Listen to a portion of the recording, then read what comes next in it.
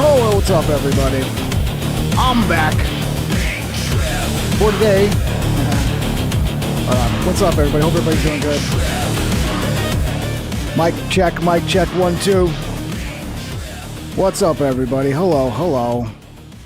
Got a good show today, man. We're gonna just be hanging out for a while, catching up on all the shit I missed. Just been really busy. It's been hard to do a show. It's been hard to, the 9 o'clock time slot has been very difficult to do as well. I might have to move times. I might have to just stream when I'm available to stream. I don't know how well I can stick to the 9 o'clock time slot in the future. So heads up. Yeah. Turn on the notifications, join the Discord. It's the best way to know when I'm actually going to go live. Hope everybody's doing good. I'm hanging in there. It's been a lot of work taking care of my dad.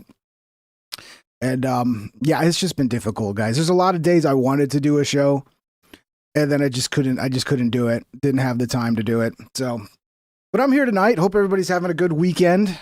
We're gonna be talking about a lot of shit. We got Rogan and Harland Williams. They've done 2 shows together, and both of the shows Harland's done with Rogan have been fucking epic, pretty much. But it was a little weird when they started talking about the Iran war, and it looked like Harland got kind of serious about it. And I don't know if maybe Harland's just hanging around with too many like Jewish comedians. Shout out to the Jewish comedians, nothing against them. But he seems to be for the Iran war. It's weird how everybody just doesn't remember the weapons of mass destruction. People who should remember, who are like old enough to remember that bullshit, but yet here they are like, oh, well, do you want Iran to have a nuke? Isn't it great that Iran's not going to have a nuke? It's like, oh, fuck, dude. Even Harland's fallen for the bullshit. We got that. We got Asmongold and Stavros Halkias seem to be beefing, which is kind of weird. I think Stavros is a funny guy. He's good on podcasts, but he's a bit of a retarded socialist. I've said this before, but I'd have way more respect for socialists if they understood that we have a corrupt fucking government, and it's just not going to work until we fix that. So it's like we all need to come together and be like, yeah, we need to fix this corrupt piece of shit government before we have the debate over socialism, because socialism is not going to work when you have a government just ripping you off, okay? So, oh, no, let's just give them more money, guys. That's going to work. We got that. What the fuck? What was the last topic, dude? Oh, yeah, PBD. Shady guy. I've covered PBD before, and his MLM background, kind of shady. And what do you know? He had one of his sponsors is in big trouble for running a Ponzi scheme. What a surprise. I mean, I never thought I would have seen it happen. Patrick Bet-David promoting some shady fucking Ponzi scheme. We'll get into that. We got CoffeeZilla's coverage of it, which has been pretty good. CoffeeZilla gets him on the phone and has an interview with him, and you can really see firsthand how good of a manipulator PBD is, because he's such a bullshit artist. But we'll start off with the Rogan stuff. Then we'll go from there. We got a bunch of other shit too, a bunch of other stuff to react to. But basically, it might be a long one tonight. I'll try to make up for not doing many shows, and we'll do an extra long one tonight and just hang out. Hope everybody's doing good. Who's in the chat? Gas is $1.20 a gallon? Yeah, Joe Kingmaster. I fucking wish, dude. $1.20 a gallon. That would be nice. What's up, Crumpulus? Hope you're doing good, buddy. Vols Persona, Hole and Dan Sock. I think I saw John McCarter in here earlier. Cyber Twitch. Oh yeah, laughing my ass off. I was following this scammy PBD shit from CoffeeZilla. Yeah, we're gonna be reacting to it. We're gonna watch basically a breakdown of what's going on, and then the interview with CoffeeZilla did with PBD.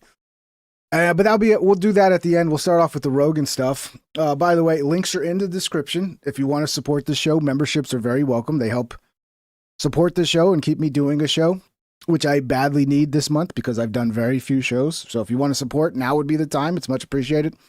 Also, Discord, if you want to join the Discord, it's a good place to hang out, get notifications for the show. Super chats are open like always. If you want to join the conversation. $10. Stavros looks like Asmongold 8 Asmongold, then a third Asmongold 8 Mega Asmongold, and then a fourth Asmongold 8 Uber Asmongold. Dat boy hefty AF. Yeah, it's funny, like, how he goes right in on Asmongold's looks. It's like, oh, that's your argument, is like, oh, he's ugly. Like, I don't agree with Asmongold, especially with the Iran war. I think he's, I don't know. Some of these people just, they want to support Trump no matter what he does. And it's like, sometimes he does stupid shit and you need to call that out. But it was kind of a terrible argument with Stavros. He's like, why do people listen to him? He's so ugly. Like, have you seen yourself, Stavros? Like, you're the one calling people ugly? Okay, I guess I'm wrong. Stavros is a beautiful Greek man, and every woman wants to just have his dick. I don't know, dude. It's weird. Thank you for the 10, MFN. Damien, what's up, buddy? Hope you're doing good. Let's get to the Rogan stuff. And thank you again for the super chat. Super chats are open, all that stuff. Much love, everybody. Thanks for joining the show. Let's get into this. This is them talking about the Iran war, and then we got the clip after this of kind of some of the funny shit that went down. Fucking Harland being Harland. But yeah, let's get this. I don't like the Iran war thing. But they're talking about the Iran war. And it's nice to see Rogan talk, kind of calling it out, because we need people, a lot of the good people who are against the war are kind of being pushed out. I think Rogan still got a voice when it comes to Trump. I think he could still text him and everything. We need more people like Rogan to push back against this shit, because it seems like the only people Trump are listening to, like when Trump was hinting that we're going to sign a peace deal, like all the fucking neocons, the Mark Levins and the Ted Cruz's all came out, and like you could see they were like, okay, it's time to attack Trump now. So we need voices within the Trump administration that are going to like walk them off the edge with this stupid shit, man. I like that. You don't like the concept that Iran can no longer have nuclear weapons? But that's not the case, Harland. They can have a nuclear weapon. What's stopping them? I mean, the Trump administration is going to come out and say, well, they're never going to have a nuclear weapon now. They're fucking, it's like, okay. And then next year it'll be, they're 2 weeks away from a nuclear weapon. It's sad to see Harland falling for this bullshit. Because it kind of blew my mind that Harland's speaking this bullshit. Because I would assume he would just be anti-war, like, most, and I assume he's a leftist. I don't know what his politics are, but it kind of caught me off guard.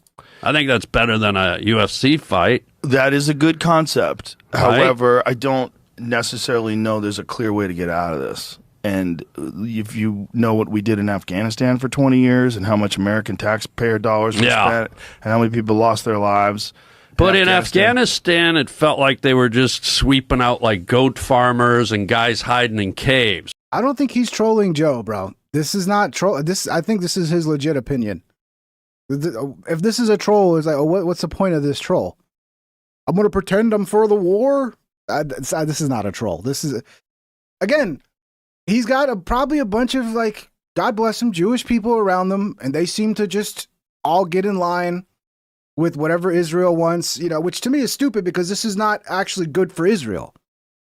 This is bad for Israel. This is bad for Jewish people in the long run, in my opinion, to be behaving like this. So just because you're Jewish doesn't mean you have to support every stupid fucking war Israel gets into. Whereas here, there's a directive where they're preventing a rebel country from having a rebel country. What the fuck is a rebel country? Please explain that. Is a rebel country just any country that refuses to do everything we tell them? Are they not sovereign? Are we in control and we tell them what to do? And if they don't do what we want, then they're rebels? Are we the empire? That could annihilate portions of our planet. That's so true. I think that's a much clearer and more positive agenda than wiping out guys living in the hills of Afghanistan, creating opium. That's true if it made sense. The problem is, I had Scott Horton on the podcast explaining what is actually involved in making depleted uranium and making it weapons grade and what would have to be done in order to get it to a bomb level.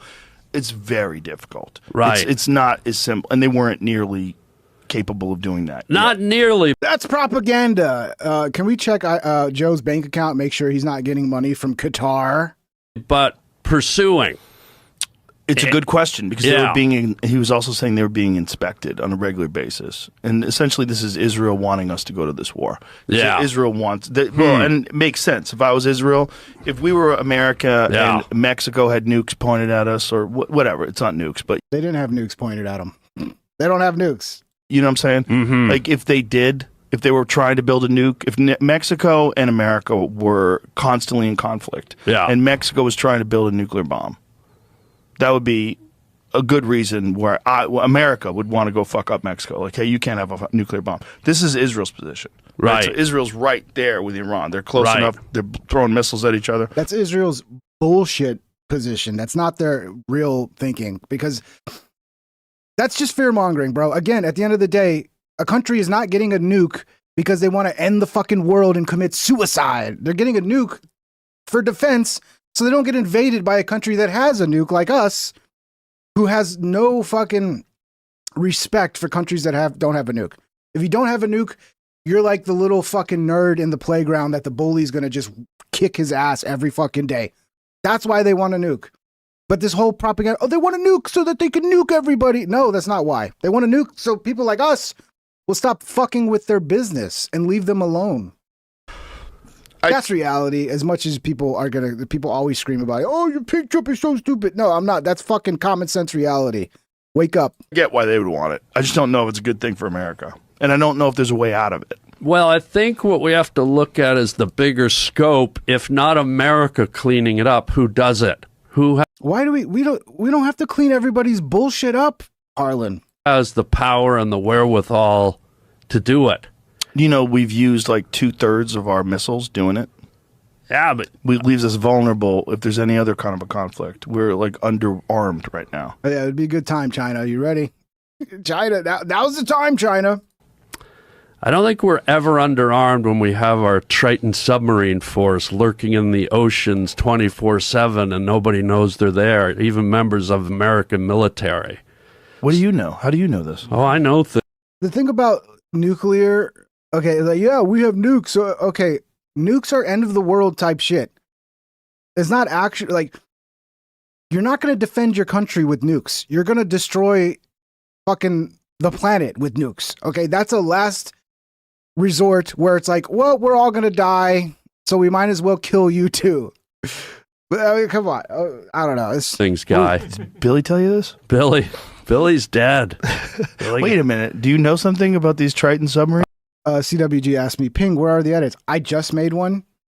It's very frustrating. People always, where are the edits? Where are the edits? And then I make them and it gets 5,000 views. Nobody even fucking watches it. But then when I go live, everybody's like, where's the edits? How come you don't make an edit? Oh, it's like, bro, that's why I don't make fucking edits. Because YouTube doesn't fucking share them to the people who constantly ask for them. So it's like, okay.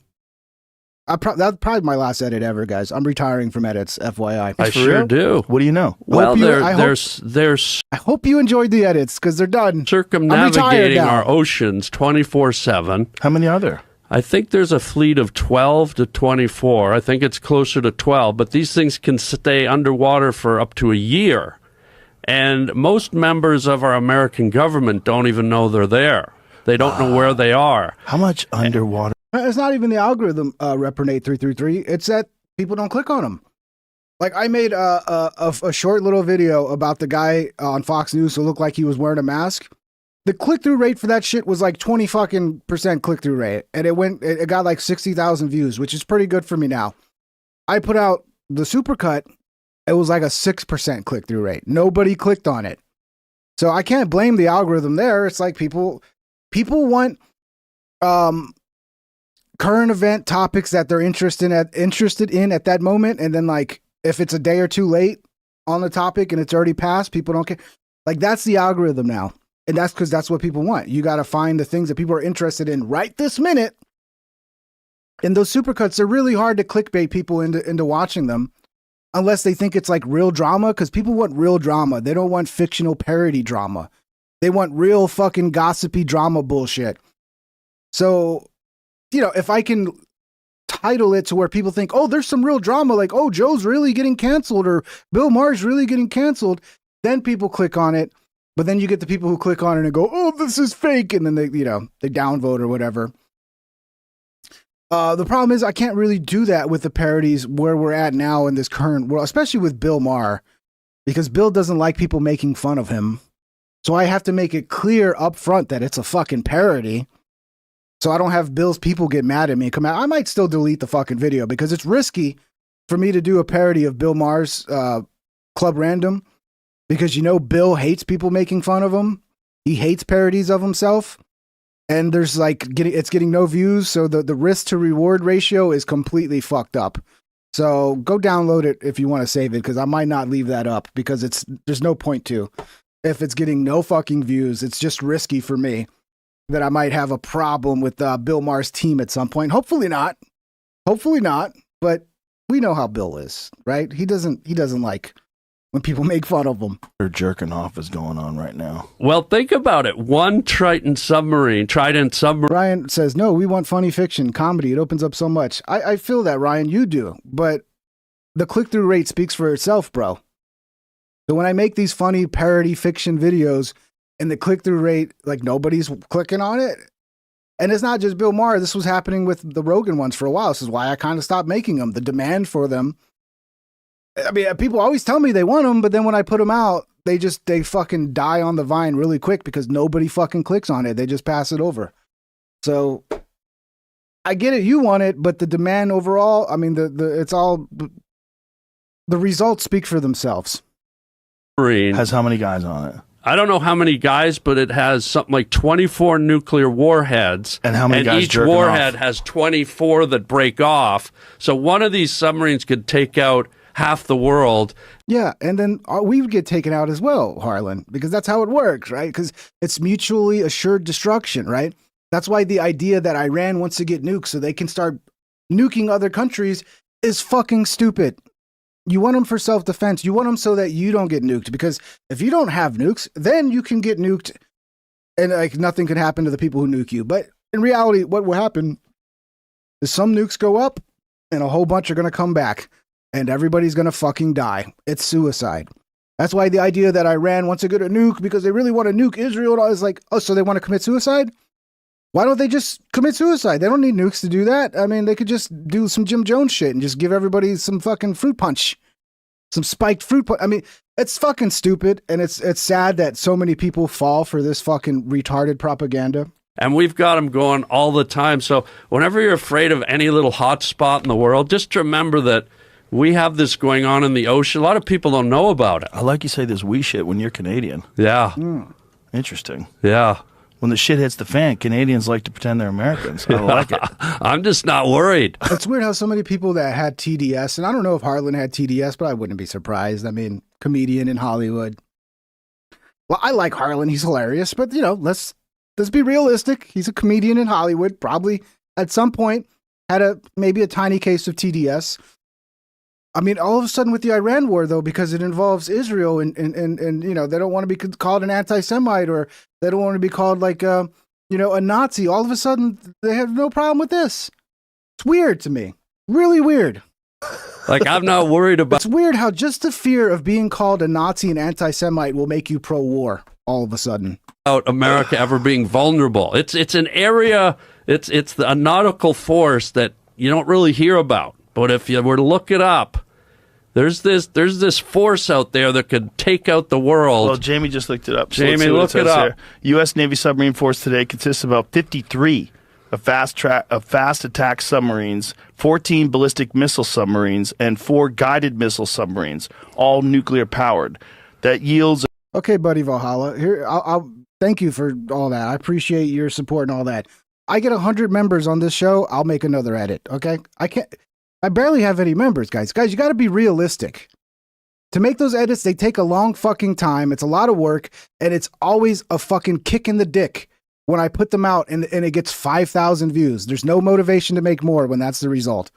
Because it's all these people cry about the edits and then they don't even watch them. What's the fucking point? Especially when I can make other content that actually brings in some fucking money so I can pay for the time I put into it, bro. So that's the goal here. 100 members, I'll make another edit next week. Okay? But 99, it ain't happening. A total of roughly 70 to 71 nuclear submarines in the force, making it the world's largest nuclear submarine fleet. Why currently in the oceans is classified, except for people who talk to Harland. And by the way, I know I'm not going to get 100 members, but let's be real, okay? Exactly. Let's be real. Harland knows. See? The exact number of U.S. nuclear submarines at sea at any moment and their locations are classified for operational security. The Navy does not release real-time deployment figures, Public discussion instead uses overall force and general deployment concepts like continuous SSBN deterrent patrols rather than day-by-day counts. Okay, well, that makes me feel a little better. Well, you But- need not worry. And you didn't even tap into the Tridents. The Tridents are the nuclear ones that run silent. You So can't ping them. you're You pro. can't go, I'm not crying about the edits. This is the last thing I'm gonna say about the edits, okay? You guys keep talking about the edits, and I'm kind enough to respond to your comments about the edits. Otherwise, I wouldn't be talking about the edit at all. You can't? that's Because it's just it's like unreasonable that you guys expect me to make all these edits when they're dead. Right now it's dead. Maybe there'll be a resurgence in a couple years. Okay, where I can, like, if I would have made that and it would have got like 50,000 views, maybe I'd be like, okay, all right, maybe I'll think about making some more. But right now it's like, maybe I'm not saying I'm never gonna make them, but yeah, I have very little fucking time with my life right now. So to dedicate like a week to putting out a fucking project that is not even going to be seen by the people who want to see the project, there's a certain point where you just have to face reality and go, okay, this is dead. We're going to move on. All right? So sorry. That's pinging. That's sonar. What do you mean? You can't use sonar You to find can't them? ping them. They're nuclear. They're silent. They're silent predators in the ocean. Really? They're huge. And I told you, one nuclear... It's like saying, right, I love you, man, but at some point, art should overpower growth and retention. It's like saying, hey, I know you spent $10 million to make a movie that made no money, but just keep spending $10 million to keep making the movies that make... It's like, that's it's unrealistic. It's unrealistic. Okay? At the beginning, it was like, okay, I'm going to build something, and eventually that thing will bring me a reward. We're at the end of that, where it's realized there is no reward for making these. In fact, I might get my channel demonetized. I might get copyright, all these risks with no reward. Okay. It's just fucking retarded, guys. Use your fucking head. Like, go to work for like 2 weeks and get paid $20 for it and see how long you'll keep doing it. Do it for the love. Okay, I'll do it for the love as I'm homeless fucking eating from a dumpster, guys. Okay. warhead I'm split. sorry, you guys just face the fucking reality of it, dude. I don't like it. I would fucking love for all these old edits I made that I think are fucking evergreen to still be getting views, but they don't because YouTube doesn't like them.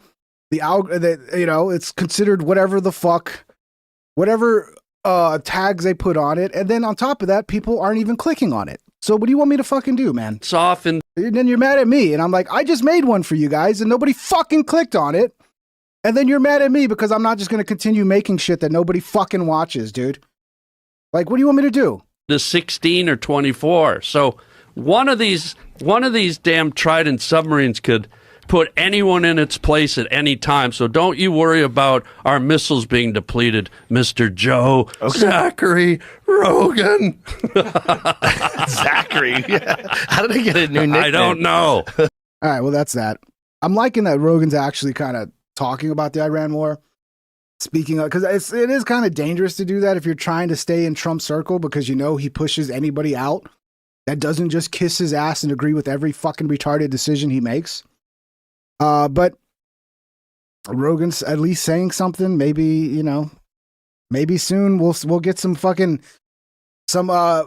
Trump truth posts attacking Rogan the way he attacked Alex Jones and everybody else who was like, hey, this Iran war, we've kind of lost the plot. This is not what we voted for. We'll see. But I'm glad Rogan's standing up here. This is the clip that has gone really viral. It's Harland being This Harland. isn't racist. This isn't blackleg, but this is me What are you doing? working out into a new race, and I'm proud of this. Pull your pants off. This is ridiculous. I wouldn't be laughing if I were you. But these legs are jacked.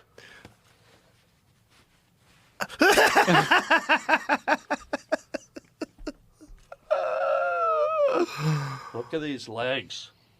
Why are they a different color? Fucking Well, ridiculous. I told you I'm working out into another Dude, you race. do have fucking serious leg muscles, man. Is Rogan really falling for it? It seems like for a moment Rogan is actually falling for this. Yeah, Where'd you get those leg muscles? I told you. What's going on with your underwear? That's kind of crazy. What do you mean? What's What wrong is- with my Thanks underwear? for covering it. Why does Rogan look like he's like in his fucking boxers, bro? What's wrong with my Thanks underwear? for covering it. Those shorts are way too short, bro. I think this is so fucking gay. I'm sorry. The fuck do you have on your legs? Dude, I told you, I'm working out right into another race. Are those your real legs? Yeah. That's very impressive. You don't have like silicone over them or anything? Those Hell are your no. actual leg muscles? Bro, you Wait got a minute. Why is giant leg muscles. I mean, when he sits down, it completely ruins it. You can just tell it's just a muscle suit. Why is it you can take your shirt off and I compliment you But it's like your legs don't match up with the rest of your because body. the color's off. Oh, Joe, is something not right here?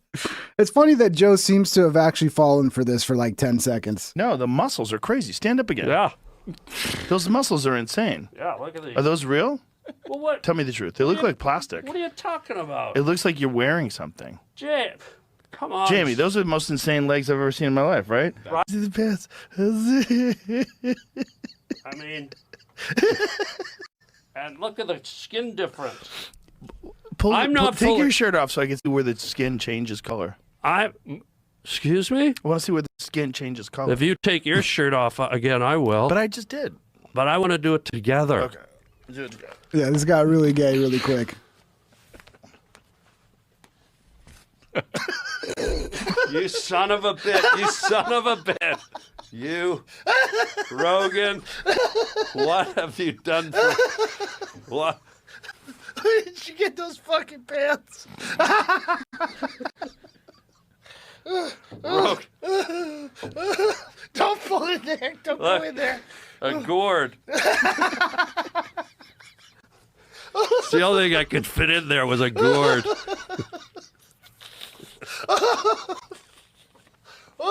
I can't get over Rogan's short shorts, bro. I don't know, maybe because I'm a 90s kid, we always wore our shorts long. Because in the 80s, everybody wore these little, like, tiny fucking shorts, and it looked so fucking gay. So in the 90s, we, like, overdid it, and, like, all of our shorts were, like, basically, like, pants. They were that long. And Joe with his little short shorts, man, I don't know. It just looks weird. Can't do it. Oh my god.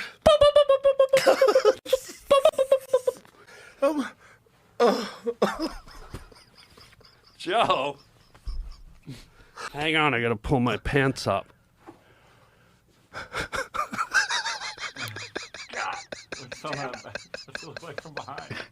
It's always a fun episode when Harland Williams is on, bro.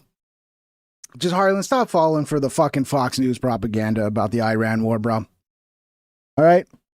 And I know what it is. I mean, he's in the comedy scene. I mean, I don't know what percentage of comedians are Jewish, but it's pretty high, okay? Pretty high. You know, the Jewish people they have a strong representation within the comedy scene. And I think that's what's going on with Harland. I don't know, dude. I don't know. Maybe he doesn't. I don't know. Maybe Harland is a fucking neocon. I don't know.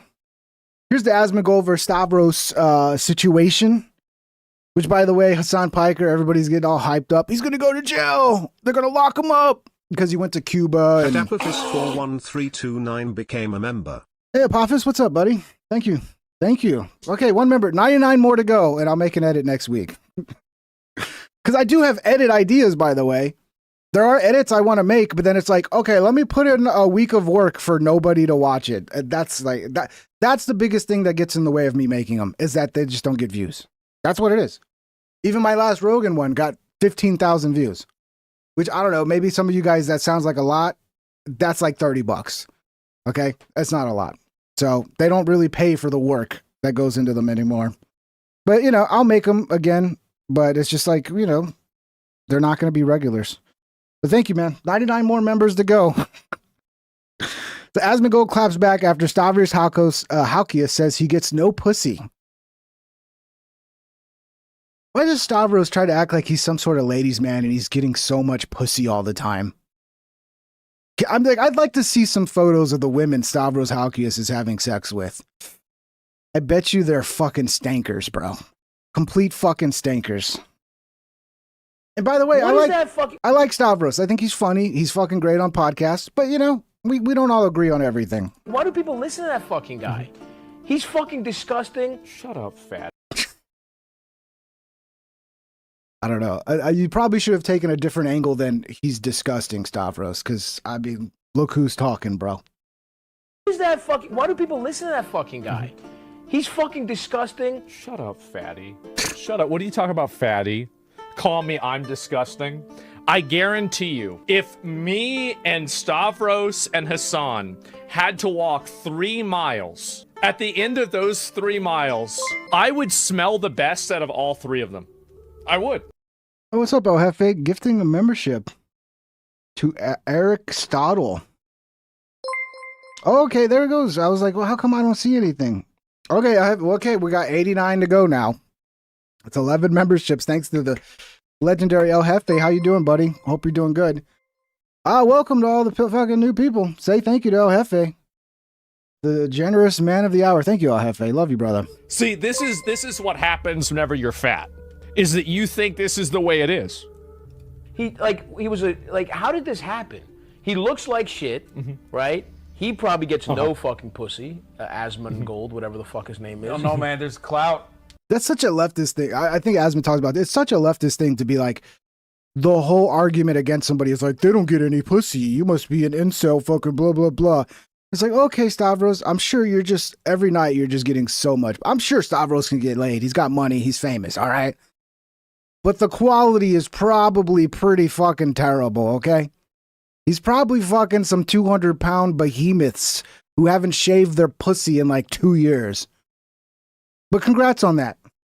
He's got clout.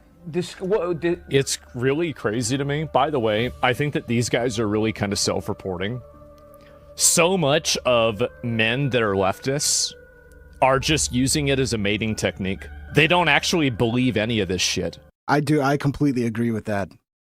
I completely agree with that. I think a lot of men are fucking going all the way to the woke fucking left because, I mean, dude, that's where women are, honestly. Not all of them. There are some non-woke, retarded leftist women, but the vast majority of them, they won't even fucking give you the time of day. Well, I don't even know if that's true because a lot of these woke bitches end up like fucking conservative dudes. It's really weird. It's really weird. But I think dudes think like that's their way in. Be like, yeah, I'm an ally. I'm a feminist. Oh, I love abortion. It's sad, dude. Like, if that's what you're doing to get pussy, it's sad. It really is. They don't even think any of this. They know it's bullshit. They just say it because it's a good way to get women to like them. That's it. So, yeah, I mean, I don't really, like, I don't have a girlfriend right now. No, I don't. Like, yeah, maybe in the future I will, maybe not. I don't, this is not my whole life. There's simps, yeah. Why is he weighing in? Why am I weighing in? You're too ugly to have an opinion. That's such, I mean, I thought you were leftist. Like, we didn't think like that. We don't judge people by their appearance and everybody. Oh no, but Asmongold's too ugly. He can't have an opinion. Bro, if Asmongold is too ugly to have an opinion, then Stavros, you're too ugly to have an opinion too, dude. So what the fuck are you talking about? Some fucking idiot that what he streamed. Because Elon boosted the fuck out of this but shit. what did he stream? How did he get famous? Fucking World of Minecraft? Warcraft. Oh my god. Yeah, no. A fucking World of Warcraft guy? Yeah. People listening to that fucking guy can't take a fucking shower? Yeah. Guy, I don't need to because I'm not fat. I don't smell bad. You still need to take a shower, bro. But yeah, you probably don't smell as bad as a fat guy who doesn't shower, but you probably still. I would recommend just taking a shower, Asmongold. It's not gonna hurt, bro. The water's not gonna hurt you. It actually feels good. Nice warm bath. People smell bad. to live like that. You just have, if you put light into the world and positivity, you'll get sucked off. Yeah, put light into the world and positivity. Basically, just have my fucking political opinions. If you disagree with my political opinions, that's darkness, and you're just like, I don't know. I hate this fucking shit, dude. It's so annoying. Yeah. It's all about having sex with women. Their entire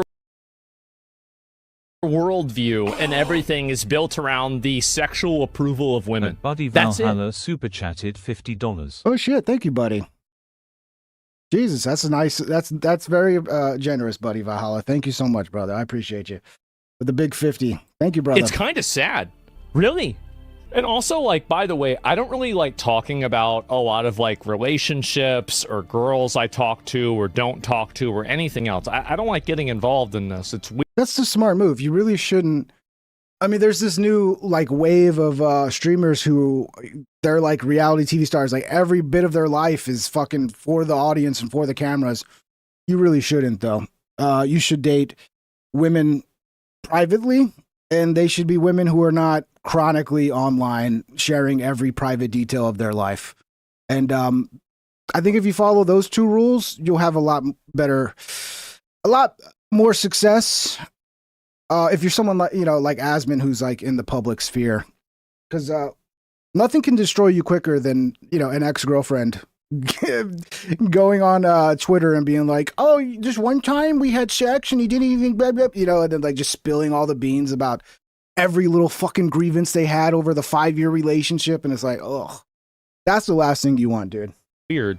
I don't need to prove anything. I don't need to. And once again, thank you, buddy. That's very generous, 50, brother. Much love. Indicate that women like me. It's just silly.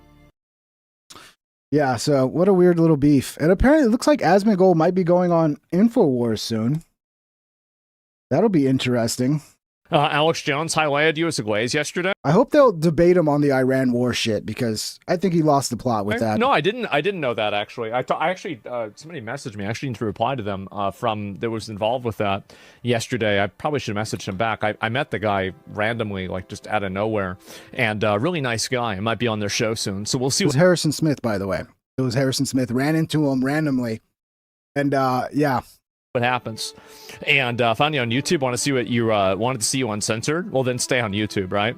You probably have more fans in Cuba than Hassan does. I mean, maybe, yeah. Alex, that'll be an interesting collab, dude. Yeah, I might be. I got an invite to go on American Journal, which I think is I think Rex and Harrison are doing that show. I'm not sure who's doing that show, but yeah, I might be going on there pretty soon. I think it might just be Rex Jones, Alex's son. But that'll be fun. What do we got here? The Treasury Department is now investigating Hassan Piker in Code Pink, who hosted his trip to Cuba. The feds are looking at funding for the trip, which something is tied to the Chinese Communist Party. Well, yeah, they're definitely fucking communists. But I don't know, man. This seems kind of like, I don't know if I agree with this. Because at the end of the day, isn't he acting as a journalist? And he's going to Cuba as a journalist? Like, even though they're fucking dirty commies, like, I don't know. I kind of don't like this, because at the same time, they're like threatening Tucker Carlson, and like, they're like, if we let this cat out of the bag, I don't know. I mean, it would be nice to see Hassan get locked up just for the fucking shits and giggles. But at the end of the day, I don't think I support this, unless there's more there that I don't know about. But yeah, and of course, nothing's going to come out of this. Like always, it's all just like, it's like all just shit that's like red meat for the like diehard Trump supporters, so they can get excited about. And then in 2 months, no one will talk about it and be like, oh, what happened to that? Nothing's probably going to come out of this, but. The Department is now investigating Piker in Code Pink, who hosted his trip to Cuba. The feds are looking at funding for the trip, which some think is tied to the Chinese Communist Party. Also under scrutiny, American businessman and social activist Neville Roy Singham, who has donated to Code Pink in the past and has alleged ties to China through his business dealings. The investigation is looking at his trip, which involved as many as 40 American citizens who joined what is being called a Marxist convoy to Havana. The Trump administration wants to know if Piker and Code Pink violated U.S. laws and sanctions in support of Cuba's communist government. For now, nobody has been charged. People have a right to be stupid and support socialism, okay? Despite... I agree. They have a right to be fucking retards, dude. And spoiler alert, a huge percentage of this country are fucking retards. And that's not getting any better. That's just getting worse.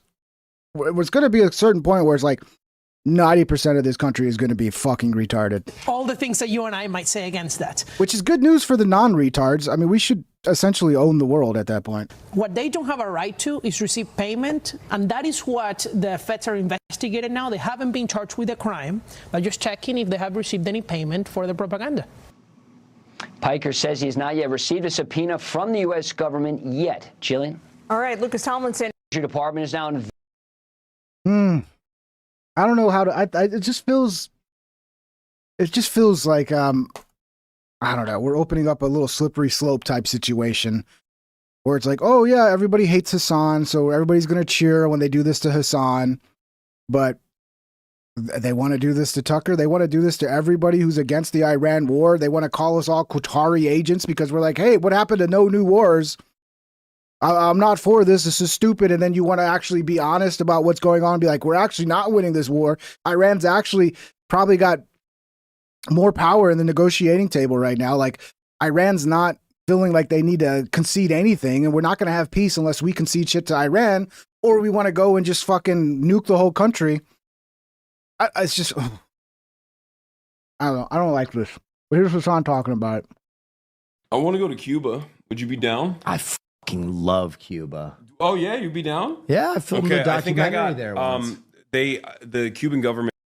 I love Cuba. It's so great to go to Cuba and see all these people starving to death and get treated like a king amongst all these poor people. And like, you know how cheap all the food is? You just got to make sure it's actual real food and not, you know, some styrofoam that's painted to look like pizza.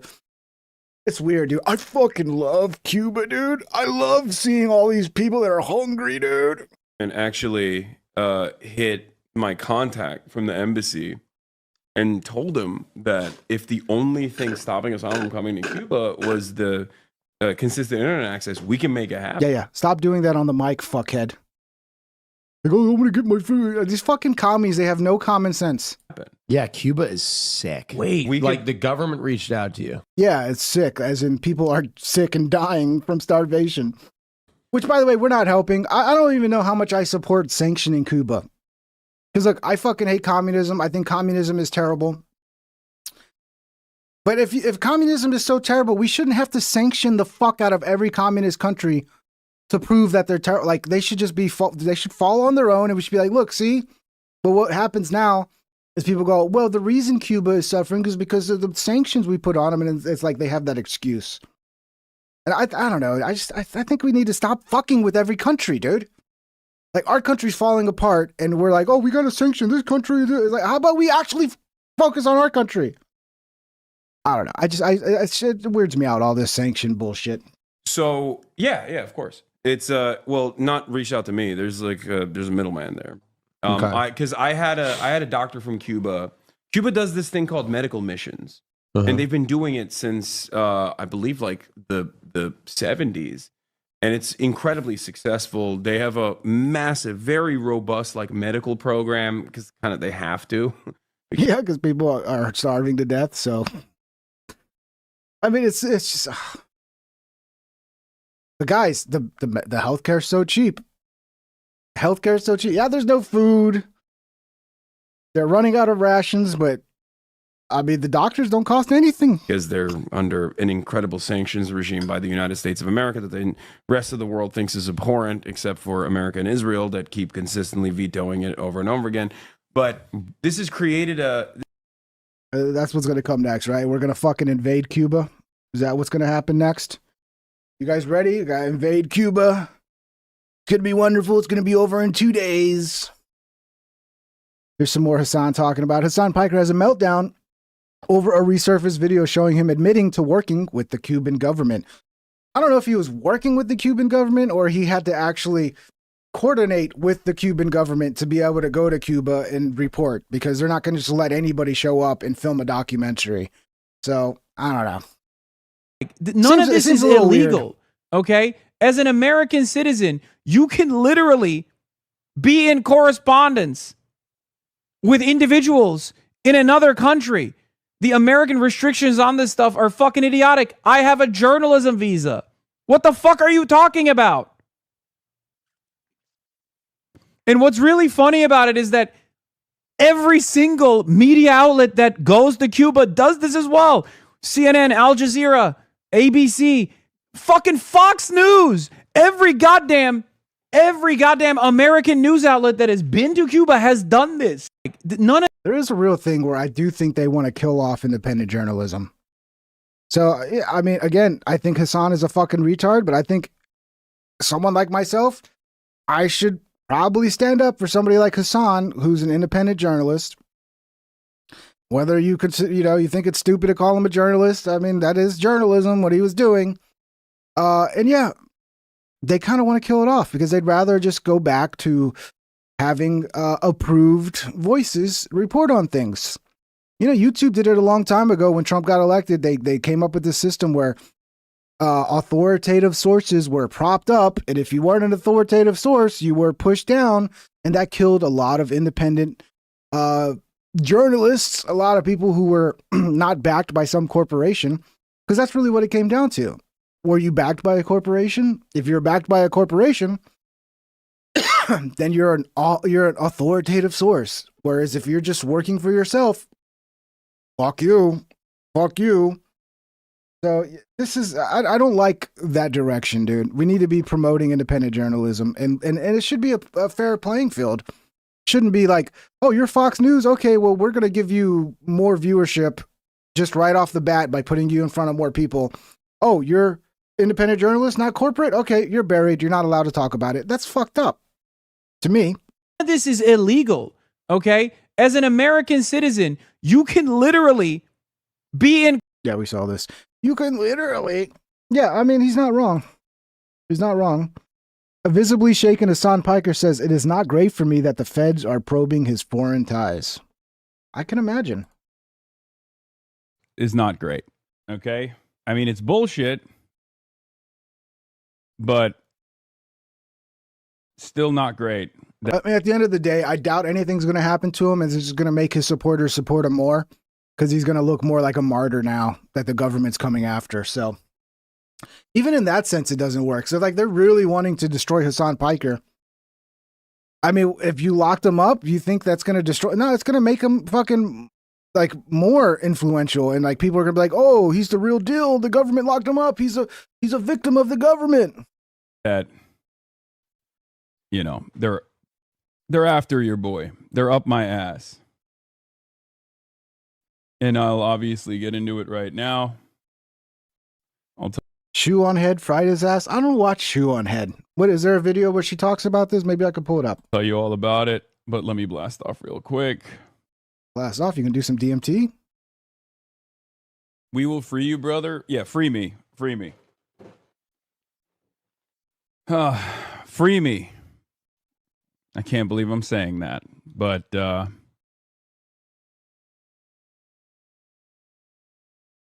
I'm you know, I'm about to be seemingly made an example of. Is not great. Okay, I mean, it's bullshit. Massive day for the unemployed. But shoe on head. Still not great. That, you know. You're fine, Hassan. I mean, honestly, I doubt anything's going to actually happen to him, dude. Like, this is the type of shit that comes out. It's, you know, gets a ton of news, and then nothing ever fucking happens. Okay, we'll watch this real quick. The Shoe on Head situation just got heated. We'll see what's up. People keep saying, Shoe on Head destroyed him. And I'm like, okay, I don't know anything about it. Let's see. Massive day for the unemployed. You know, this frustrates me. All these... I don't know Shoe on Head. Okay, I'll shut up. Shoe on Head is in big Maybe trouble, she's and I super think talented. she can cook. She got into some hot drama with Hassan Piker, of all people. Don't know who she is? She's a woman talking about politics on the... By the way, what channel is this? This is WestJet. Okay, shout out WestJet. We'll watch his coverage of this. internet. She also got like 2 million subscribers, which is cool. Men goon to you, responding to Hassan's meltdown about me. All right, what the hell happened? The other day, I made a video about the Pragmata video game drama and covered some insane opinions people were having about it. How the game activated some father... Dude, if dudes got more pussy, okay, if dudes just fucking got a normal amount of pussy that dudes got like 50 years ago, I'll shut up. Early instinct in some men, and how people were calling those... Because it's just my instinct every time I see like a kind of semi-attractive fucking influencer, it's like, it's like, okay, here's another one, a bunch of dudes in the fucking... But I don't know Shoe on Head well enough. Maybe she's super talented. I'm just being biased here because I get sick of all these untalented bitches who are just like a little bit attractive and all of a sudden they just blow up making the most boring fucking run of the mill content.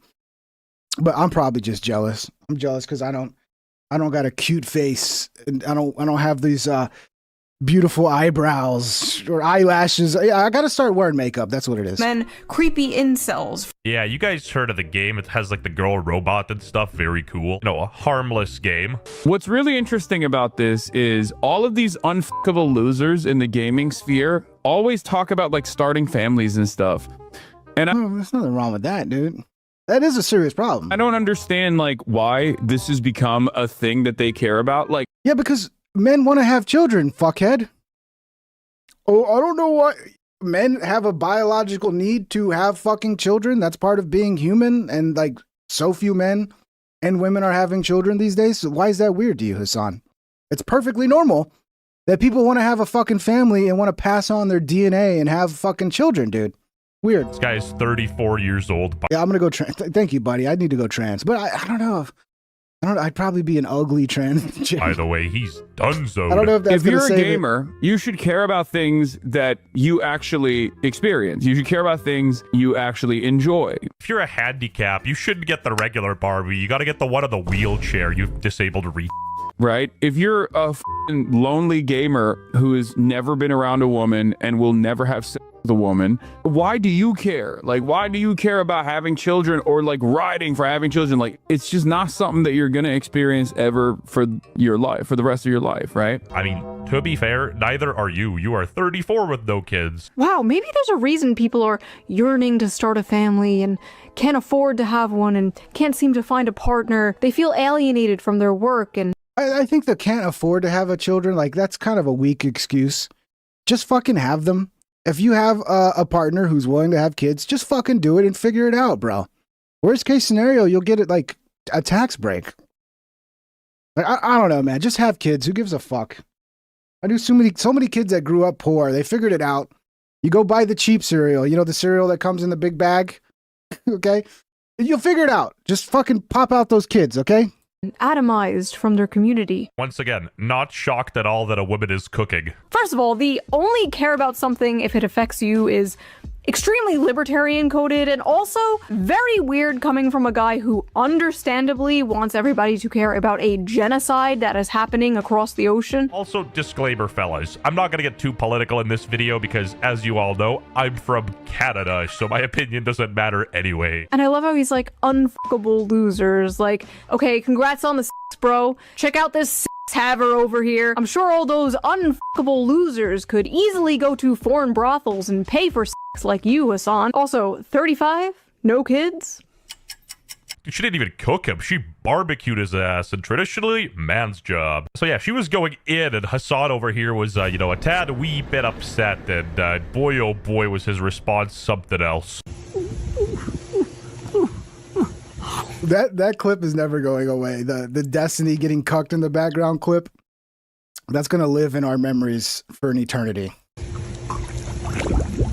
His response to me couldn't be that bad, right? Right? What an unbearable way to exist, dude. Oh, I'm getting all my politics from Shoe on Head. Ooh, look at me. I'm an emo girl. Ooh, look at me. 4chan guys who are now 38 years old want to fap to me. Why would you openly admit that you listen to Shoe on Head? What the f is wrong with you? Hassan over here is so angry, dude. Like, it ain't that deep, man. In fact, he got so pressed over this digital robot game, I feel like it's a self-report. Bro, you were on the last Shoe on Head video. I will literally myself if you bring that up in here, okay? Is this guy okay? I'm actually worried about him. Why am I still getting hate? What do you want me to do?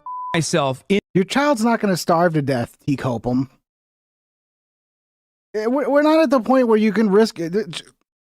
If your child starves to death, that means you drop the ball. Okay, you could go. The idea your child's gonna starve to death. It's like, dude, like, how fucking okay? Look, if you're at the point where you're homeless, okay, all right. But if you have a job and you have any income, you can have children. Okay, your child's gonna starve to death. Come on now, come on, that's ridiculous. In the face. No. Just have kids. Stop being a fucking pussy, dude. Plenty of people have gone through way worse than what we're going through, and they still somehow managed to have kids, and they didn't starve to death. Wow. Not in the process, but at least lose significant chunks of my fucking brain so I can operate at the same substandard, suboptimal IQ level that Shoe on Head and her dumb audience operates in so I can do a regular response to that? Is that what you want me to do? I basically made the same joke in my video about like giving myself brain damage so I could understand. Trying to follow the logic here. Let me just give myself some brain damage. Imagine being that chatter, like, hey Hassan, did you check out this video? Do you want me? Ooh, look at me. I'm an emo girl and I change my politics all the f***ing time. Ooh. I don't know, bro. I think changing your politics is pretty normal, right? Like, people go from leftists to real Americans all the time. Aw, boo-hoo. They raided the Capitol, bruh. My base in Clash of Clans got raided by a Chinese guy. Again, I don't know how this relates to the video. I'm Canadian. Anyway, Shuan Head got... I think it is normal when you're like young to be kind of socialist leaning. But then as you gain experience in life, especially once you realize that the government is corrupt as fuck, you kind of realize, oh, socialism isn't going to kind of work unless we have a like honest fucking government actually looking after the people. Then maybe it would work. And even then, like, oh, I'd rather you not take my, can we just, you not take my money? Because that would help me a lot too, right? If I got to keep my entire paycheck and didn't have to spend 30% of my fucking earnings back to the fucking government and work 30% of my year for the government, like that would help me a lot too, wouldn't it? So I'd probably rather just have that. I'd rather just have the government out of my life and out of my fucking paycheck than try to rely on the government through socialism. But really, you get older and you realize these things, they sound great on paper, but you know, especially when you have a government that just you cannot trust, why are we going to give them more of our money? I don't know. It's just fucking common sense. Got a VTuber to help her with this, so I'll listen and learn. Depending on the subject, like God forbid you disagree with Hassan Piker, the arbiter of correct opinions of the internet. I do not have that many videos. I have like 100 videos in the span of like a decade. You could go randomize and click on any of those videos and you wouldn't be able to tell if it was made today or 10 years ago, which honestly I shouldn't be bragging about. See, the thing about chicks like this, I think that a lot of people like, and I understand it because I fall in that category too, is like, she's attractive, but she's not so attractive that you don't think there's no chance, right? You're like, oh, she's cute. And she's actually like cute, but like also not too cute to where she's like, I might have a shot with her. I think guys really like that out of their streamers. Cause it's like, oh, maybe I have a shot. Maybe I can get in the DMs. And I think people are delusional when they watch shit like this.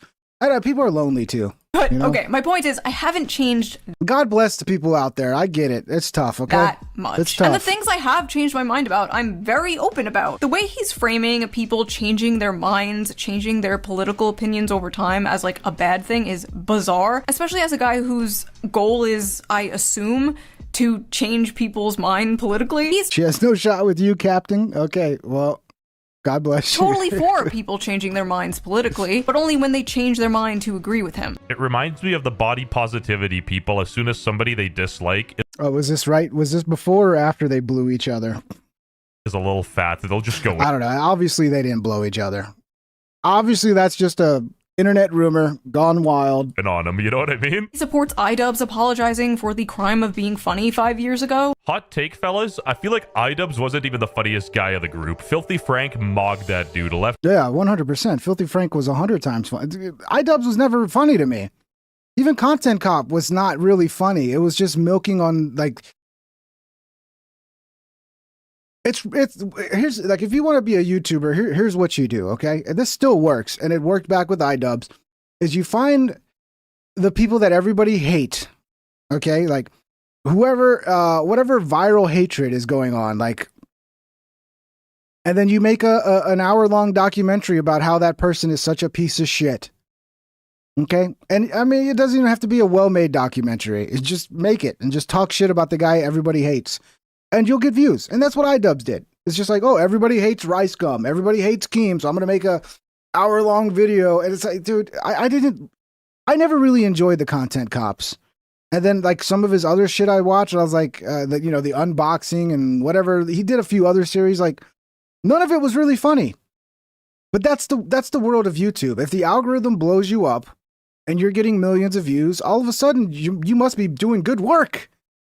oh, this is epic, legendary shit. It got 1 million views. And it's like, it still sucked.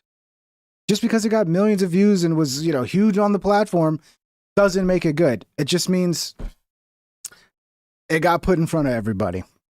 Right and center. Did you know the U.S. is But Filthy Frank, now that he was funny. Filthy Frank, no doubt about it, was funny as fuck. funding millions of Israelis to kill innocent Palestinians?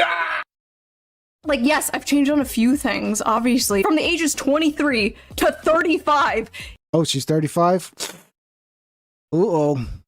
Uh-oh. Yes, your opinions are gonna change a little sometimes. No way, really? Like, you probably don't believe Yeah, she's too old for me. the same things you believed like 10 years ago. But that's the thing. This guy's been Twitch streaming for so long, he never had the chance to mature. He thinks he's a teenager playing with these phase boys. In the hyper-partisan mind, it is completely impossible to hold several non-contradictory opinions at the same time, like wanting free healthcare but also wanting a strong border. Like, to me, those aren't contradictory whatsoever. In fact, that works together. You don't want to override your healthcare system, right? Your focus should be Yeah, I agree, Sonex Phonetic. He says, at least she isn't dressing like a 304. She's someone's daughter and she knows that at least.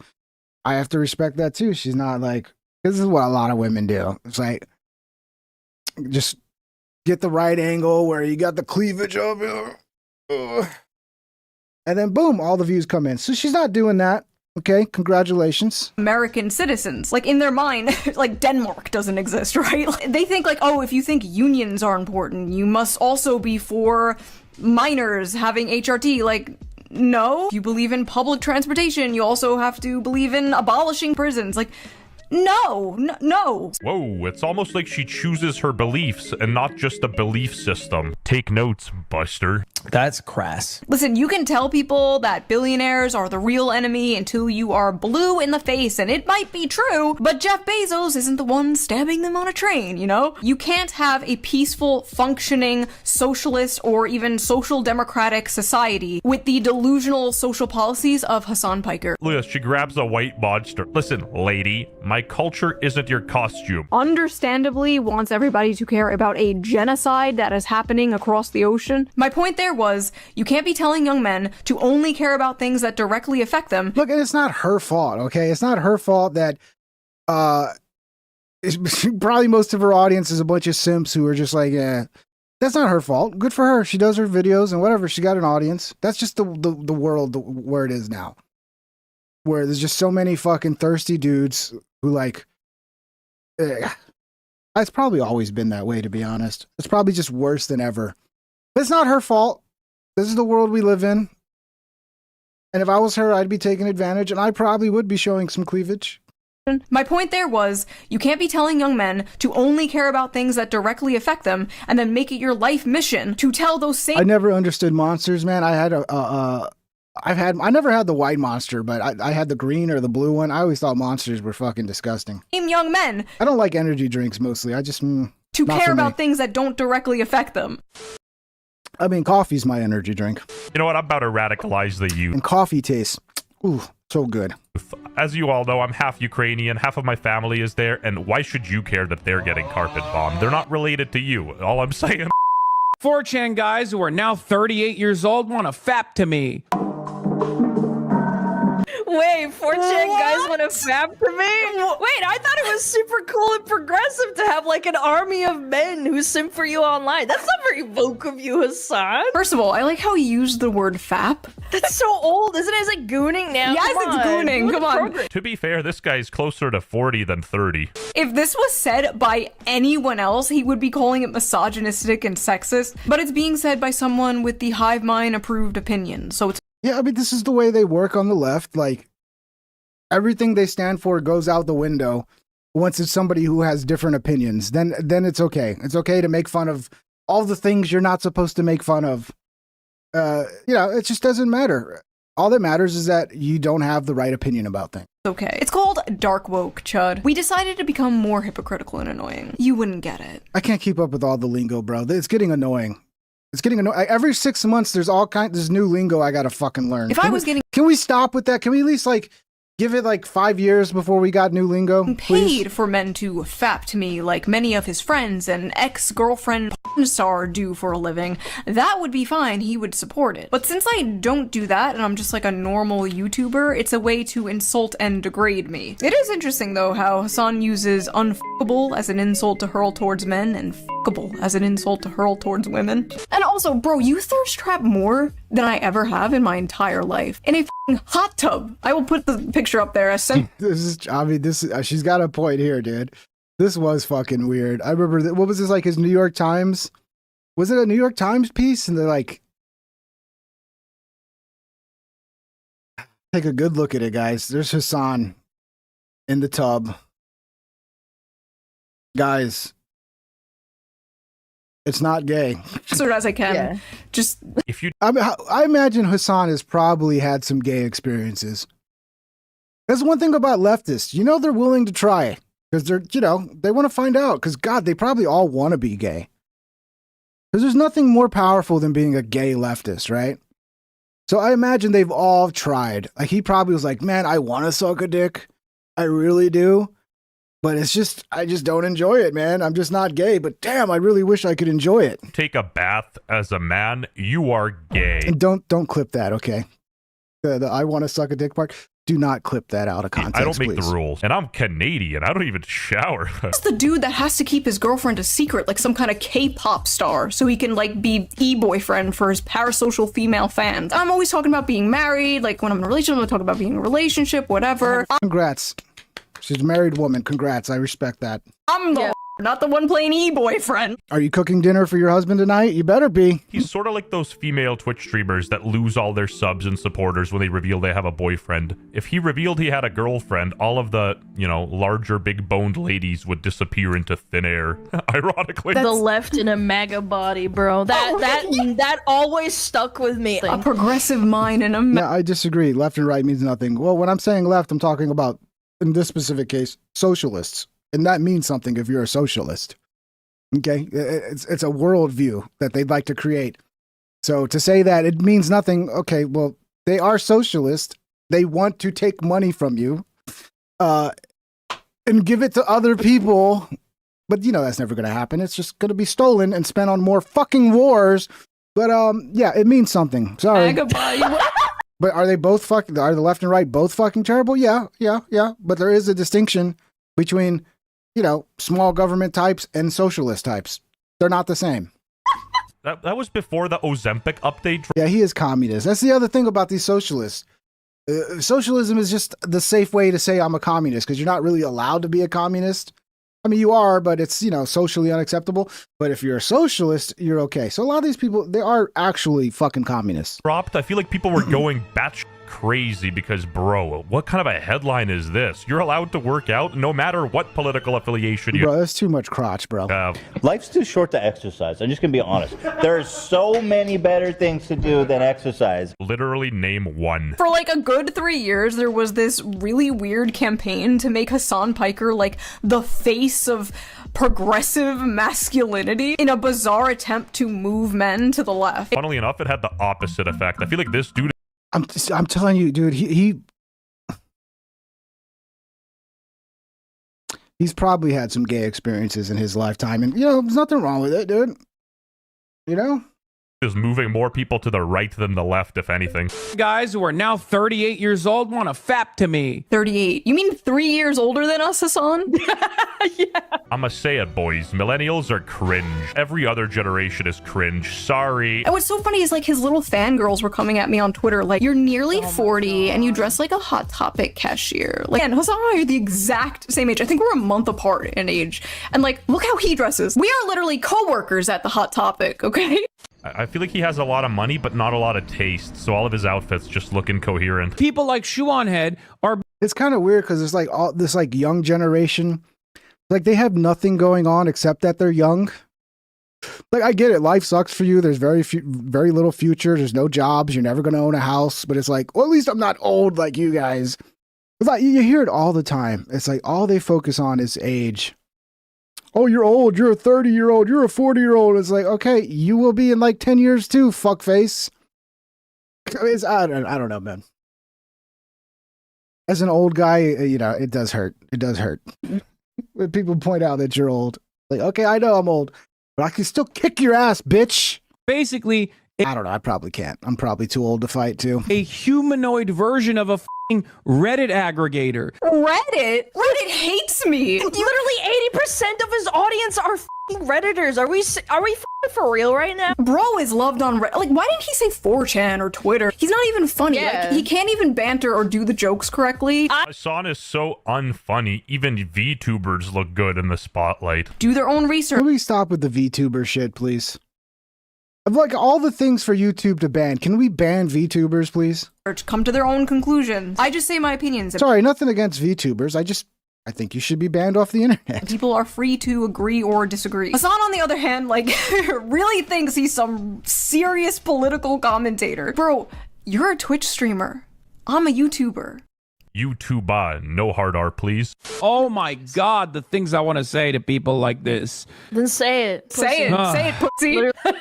Did he reverting back to bro tips, Hassan Piker? Yeah. This week's bro tip is about bringing out the alpha male in you. This is a classic example of what happens when you're. These old clips of Hassan are so fucking cringy, dude. And kind of creepy when he's talking about like fucking children and shit.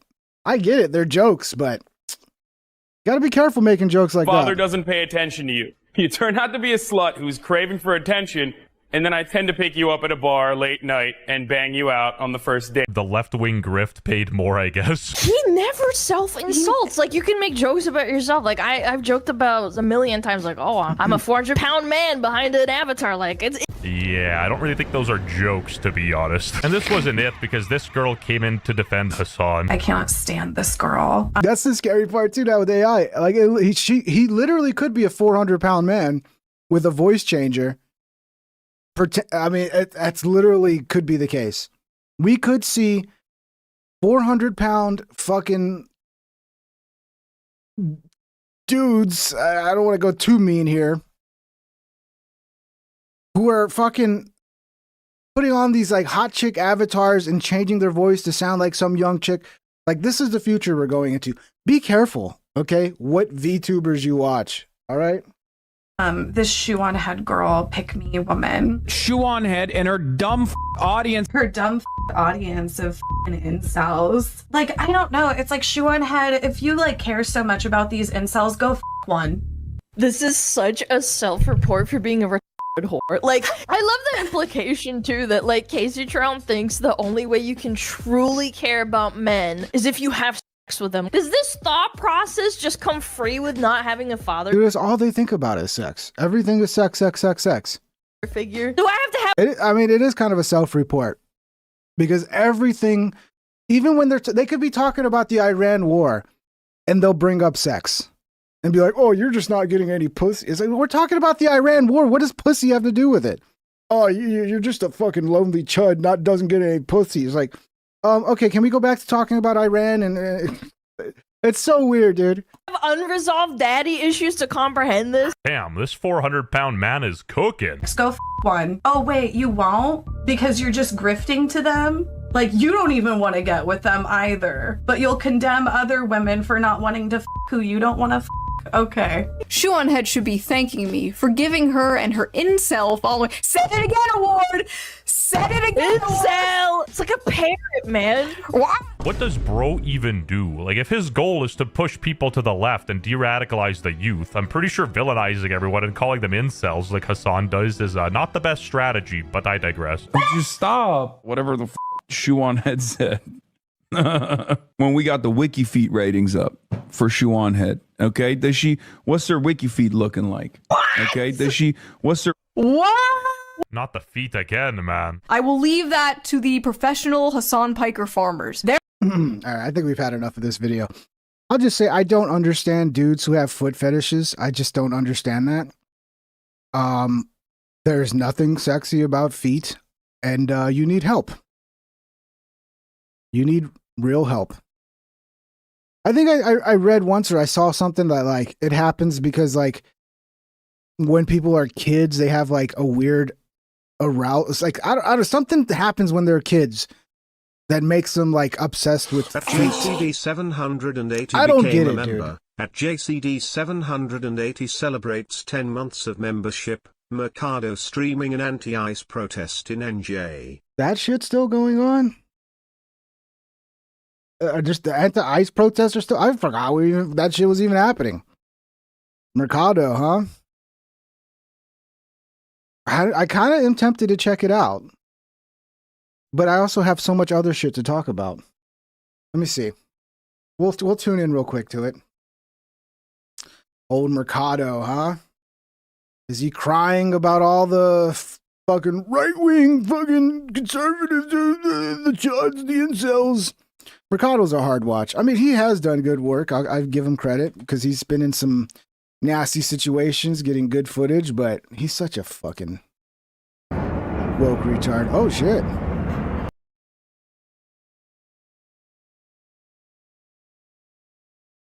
What are we getting here? On. Hey, thank you for the 10 months. JCD, thank you, brother. That's a pretty sturdy line there, dude.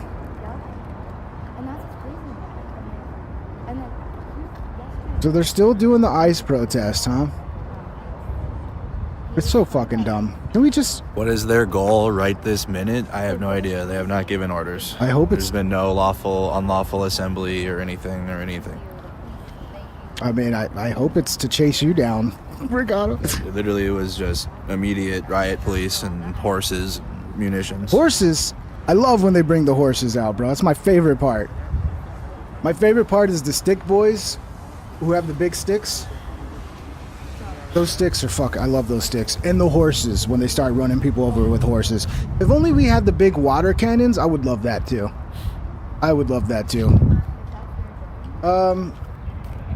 Again, they always act like they're doing nothing wrong, but usually they're blocking the street,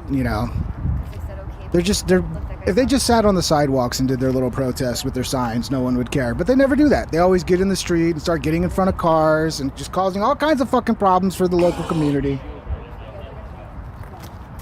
At L_Yefa-67 What's up, super chatted $20. Play the ICE song. Play the ICE Makes song. everything better. You guys should be asking. It's been a long time since I played that. Thank you, Hefe, for the 20. Thank you, brother. In the leadership of this state. Let's see. Let's go back. Was there any action? You need some From action for Kenosha? the ICE song to work right. Okay. Well, we got some action here. All right. For El Jefe. At Captaining9233 super chatted $100. Damn! That's a lot of glizzies, bro. Thank you for the 100, Captain. Captain 9233. Jesus Christ, bro. Round of applause for Captain. Thank you, brother. And El Jefe with the big 20. Thank you. All right, we'll get the ICE song going. It's been a while. I gotta find it.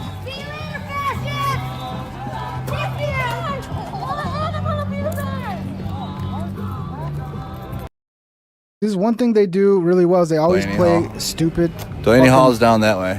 We're music going in the background. opposite direction. All right.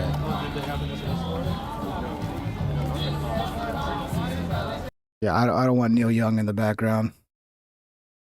Fucking Neil Young, bro. Remember when Neil Young tried to cancel Rogan? That piece of shit. Excuse me, guys. Sorry. All right, let me find this. Yeah, it'd be fun to play the ICE song. It's been forever since I played it. I almost forgot about it. Do. All right, here we go. A little bit of fun, and then we'll get back. We'll watch the CoffeeZilla.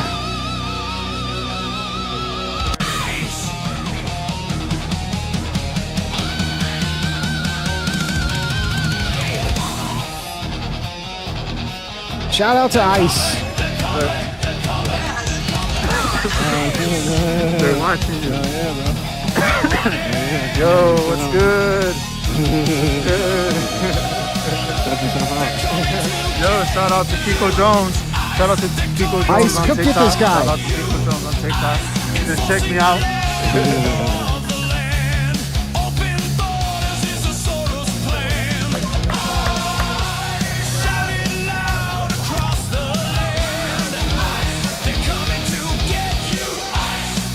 Mercado, I just saw Mercado say, we're not doing anything wrong. I don't know what they're doing here. They're starting fires in the fucking street. I don't know why are they here? We're not doing anything.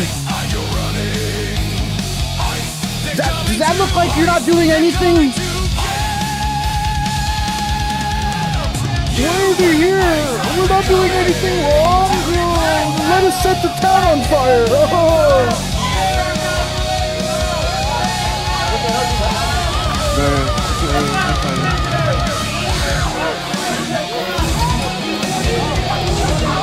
Why are the police here?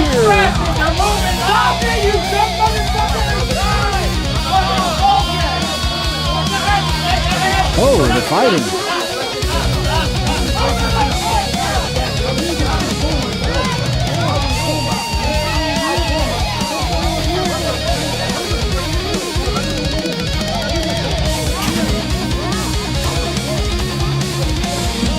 We're just peacefully fighting in the streets and setting shit on fire. What's your problem, dude? What are you upset about, dude? You don't like fire in the middle of the street, dude?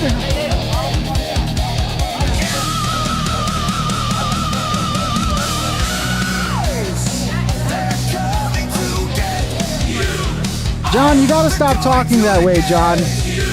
Alright? Love you, John. You can't be saying shit like that in the comment section, bro. Okay? Take a break. Go talk to your mom. Call your mom right now, John. Call your mom, John.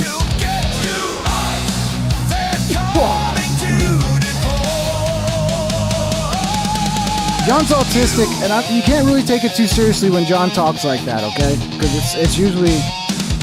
This is, it's Saturday. You'll be alright, John. Call your mom.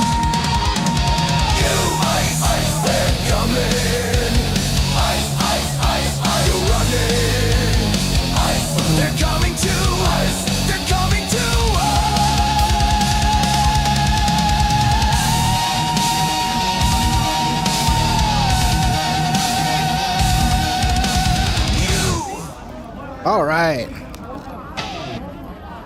been a while since I played that. I love how Mercado. We just heard him right when we tuned in. Like, oh, why are they here? We're not even doing anything. Yeah, you're just setting fires in the middle of the fucking street, fucker. We're not even doing anything. Why are the police here? Let us burn down the city. We're just peacefully burning down the city. The protest trying to figure it out. We got people fighting in there. Sorry, I have to blow my nose. Okay. Sorry. They're calming it down, but you got a couple people that are beefing with each other. It sounds like. We're not even doing anything wrong. Thank God we didn't have these problems in Minnesota. We would have got our ass kicked. All right. Yeah. Why are they doing this?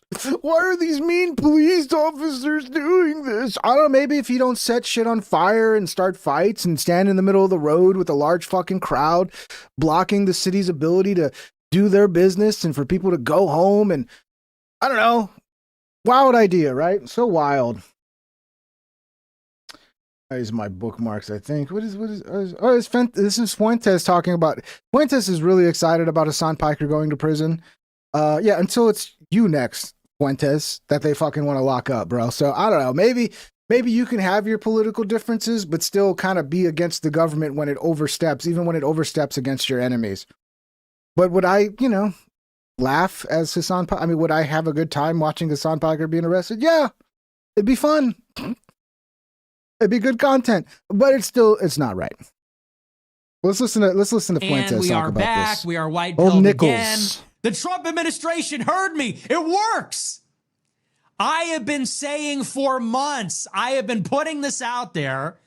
I said 2 months ago, Donald Trump, if you can hear me, please imprison Hassan Piker. I've been saying it for months. I've been saying it for years. Why do we even have a Trump administration if Hassan Piker is not in a cage? Why do we even have a Republican president if Hassan Piker is free? And guys, look, John's going to be okay. John crashes out like this every night. Okay? This is an every night thing. Sometimes I wonder if John does this for attention. I don't know. But John, you got to stop doing that in the comment section, buddy. You got to stop. You got to call, if you're really feeling that way, you got to call your mom and talk to your mom, okay? So I God put out bless the you. call. I put this out there. I took it and I put it out there.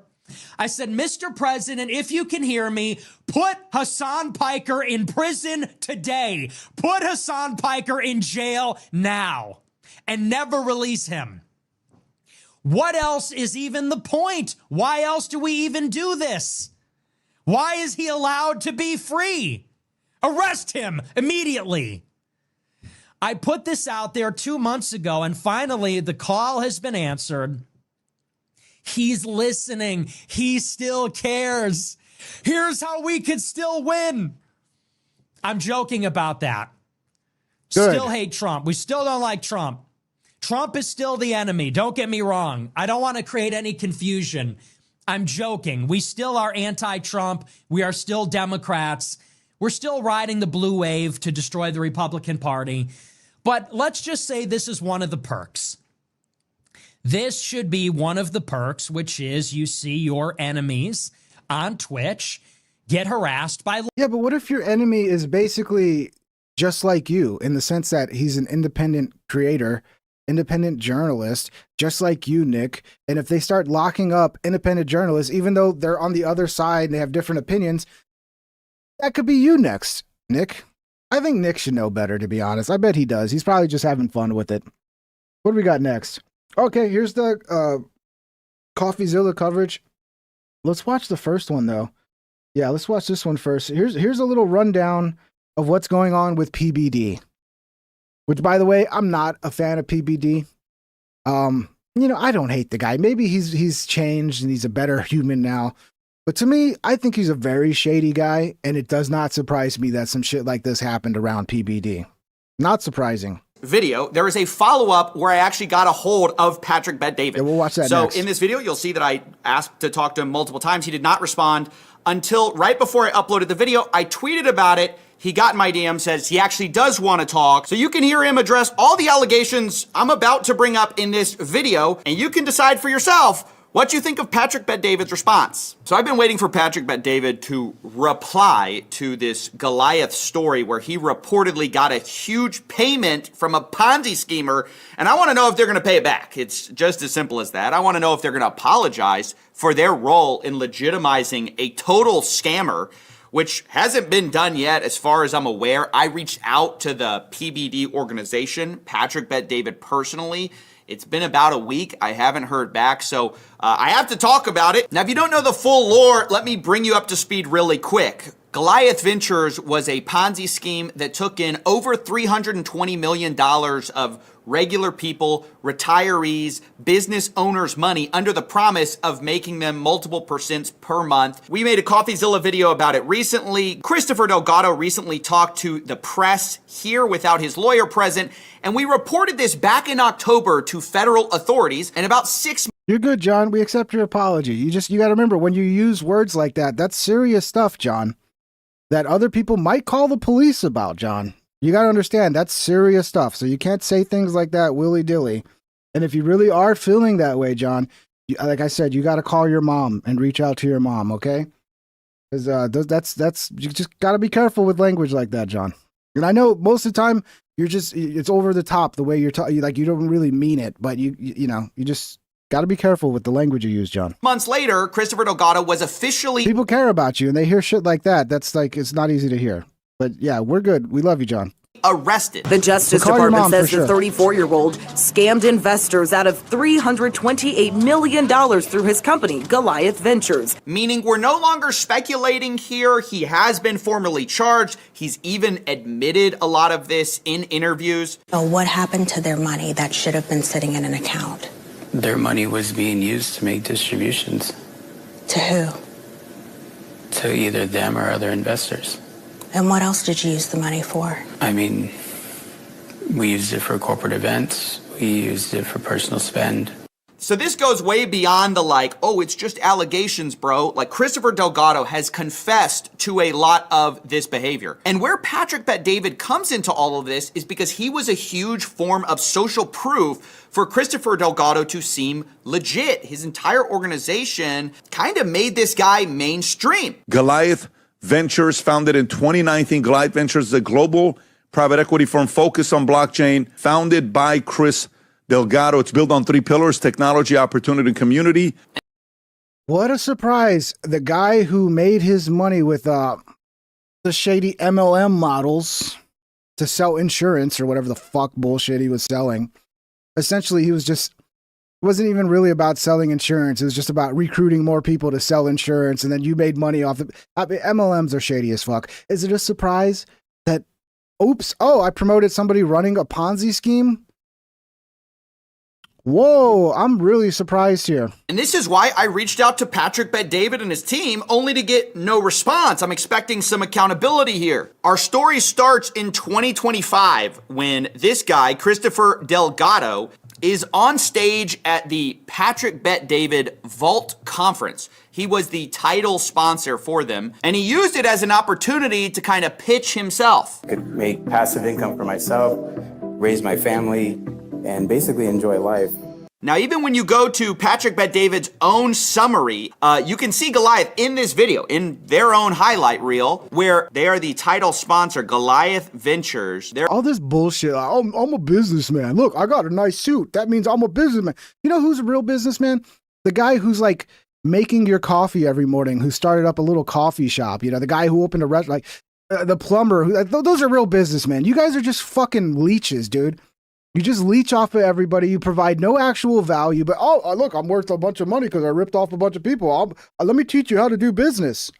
No. Go learn from the guy who started his own plumbing company and got rich doing that. That's the real businessman. Not these fucking shady little pieces of shit. Apparently on the lanyard, right here, you can see Goliath Ventures Inc. signed on as the title sponsor to the Vault 2025 conference. And they even made like a pitch video of why you should be a brand sponsor of the Vault Conference. More than 2,000 CEOs lead teams of 75 plus employees. They come from around. I like that CoffeeZilla puts his camera on the right. It's so annoying when people put their camera where my camera is, okay? CoffeeZilla, he set it up perfectly for me. Thank you, Coffee. The world to grow, scale, and do business. I like to sit like that too. And they don't just attend, they engage. That's how you know you're a real smart thinking man, when you sit like this.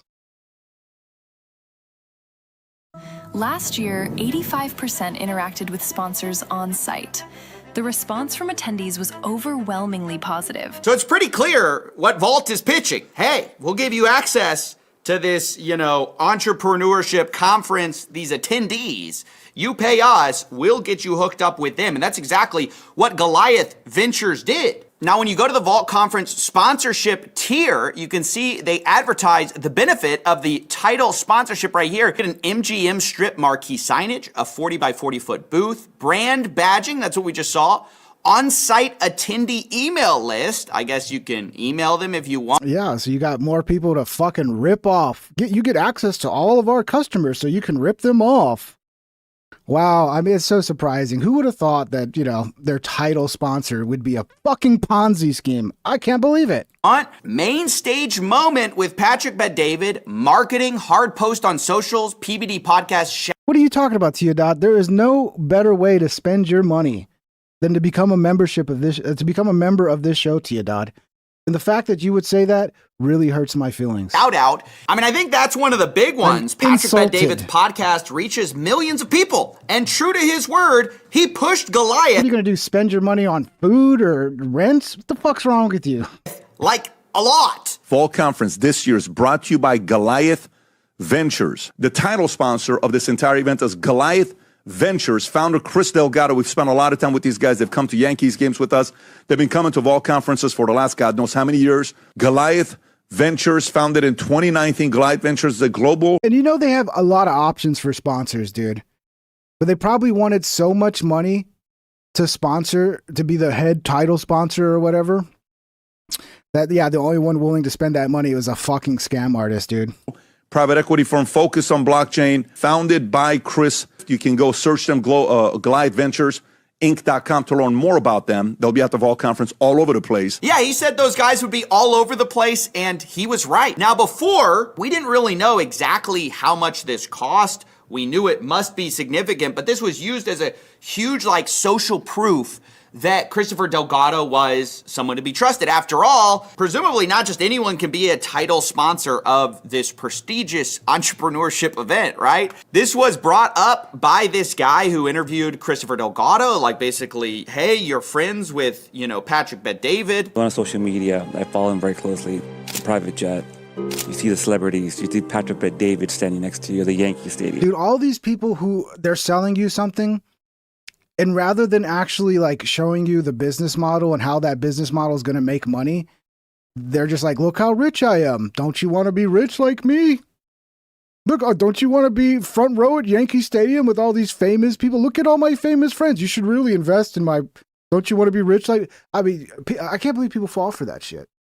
But, people are gullible. But you come from a trailer park. Oh, who is that? You see Patrick Bet-David. He's being used clearly as a, hey, Christopher Delgado is rubbing shoulders with the right guys, okay? So imagine my surprise. All of this unwinds, Christopher Delgado gets arrested, $328 million Ponzi scheme. It was all a lie. The Vault 2025 #1 title sponsor was a big fraud that was trying to steal people's money. And then I see this on a Channel 9 Investigates segment. This is Darlene Jones. Guess who we see come up as one of the big payments that Goliath Ventures made? $1 million to this long list of organizations across Central Florida. Some of the largest donations went to Equity Estates, Bet-David Consulting. Look at that! 1 million smackies to go be the title sponsor at the Vault conference, or at least that's what it looks like. Maybe he was just paying for this photo. I don't really know. Is that him with the Make America Great? I think that is, right? I mean, so many people just became MAGA just to fucking grift off MAGA, dude. It's fucking disgusting. It's sad. And my key, it's one of the most disappointing things in my life. What MAGA became in the second term. It's gonna black pill me in the future from ever fucking having any fucking faith in any movement, not to just become a fucking grift. Question to the Patrick Bet-David group, to Valuetainment, are y'all... T. Copeland, I was there when you were scouting the hotel in Resident Evil for pistol ammunition and making a cup of coffee. Thanks for the streams. Yeah, those were good times, man. The Resident Evil streams were fun.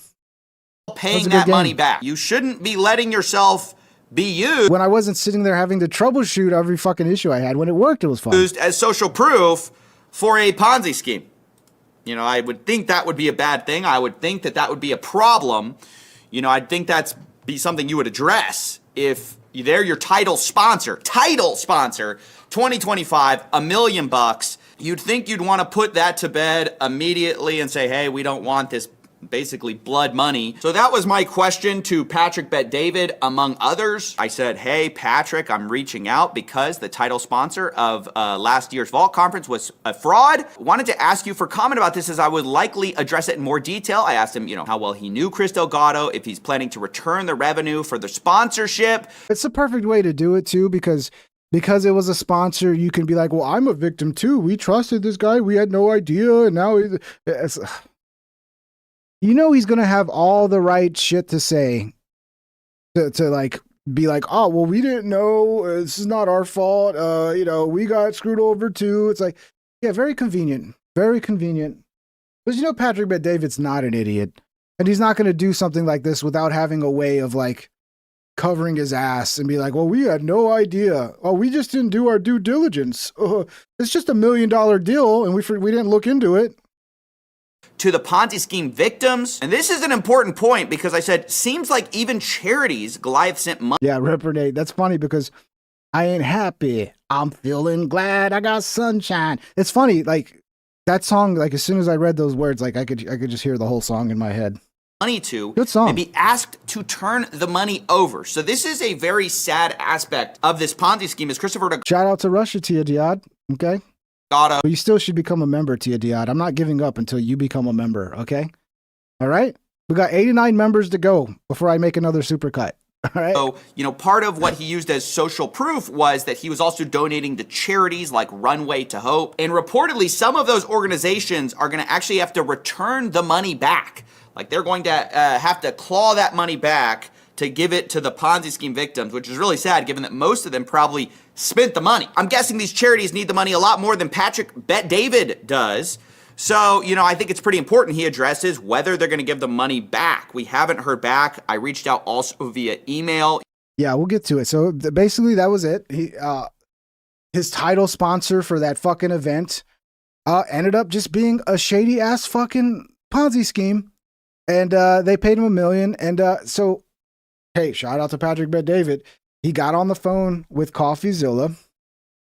And does he take responsibility? Does he give the $1 million? I mean, to be honest, like, you're rich as fuck, Patrick. You're killing it. You can't just give the $1 million to like a charity or give the $1 million to to the fund to help the victims of this Ponzi scheme. Why can't you do what's right? I have a feeling he's going to keep that $1 million.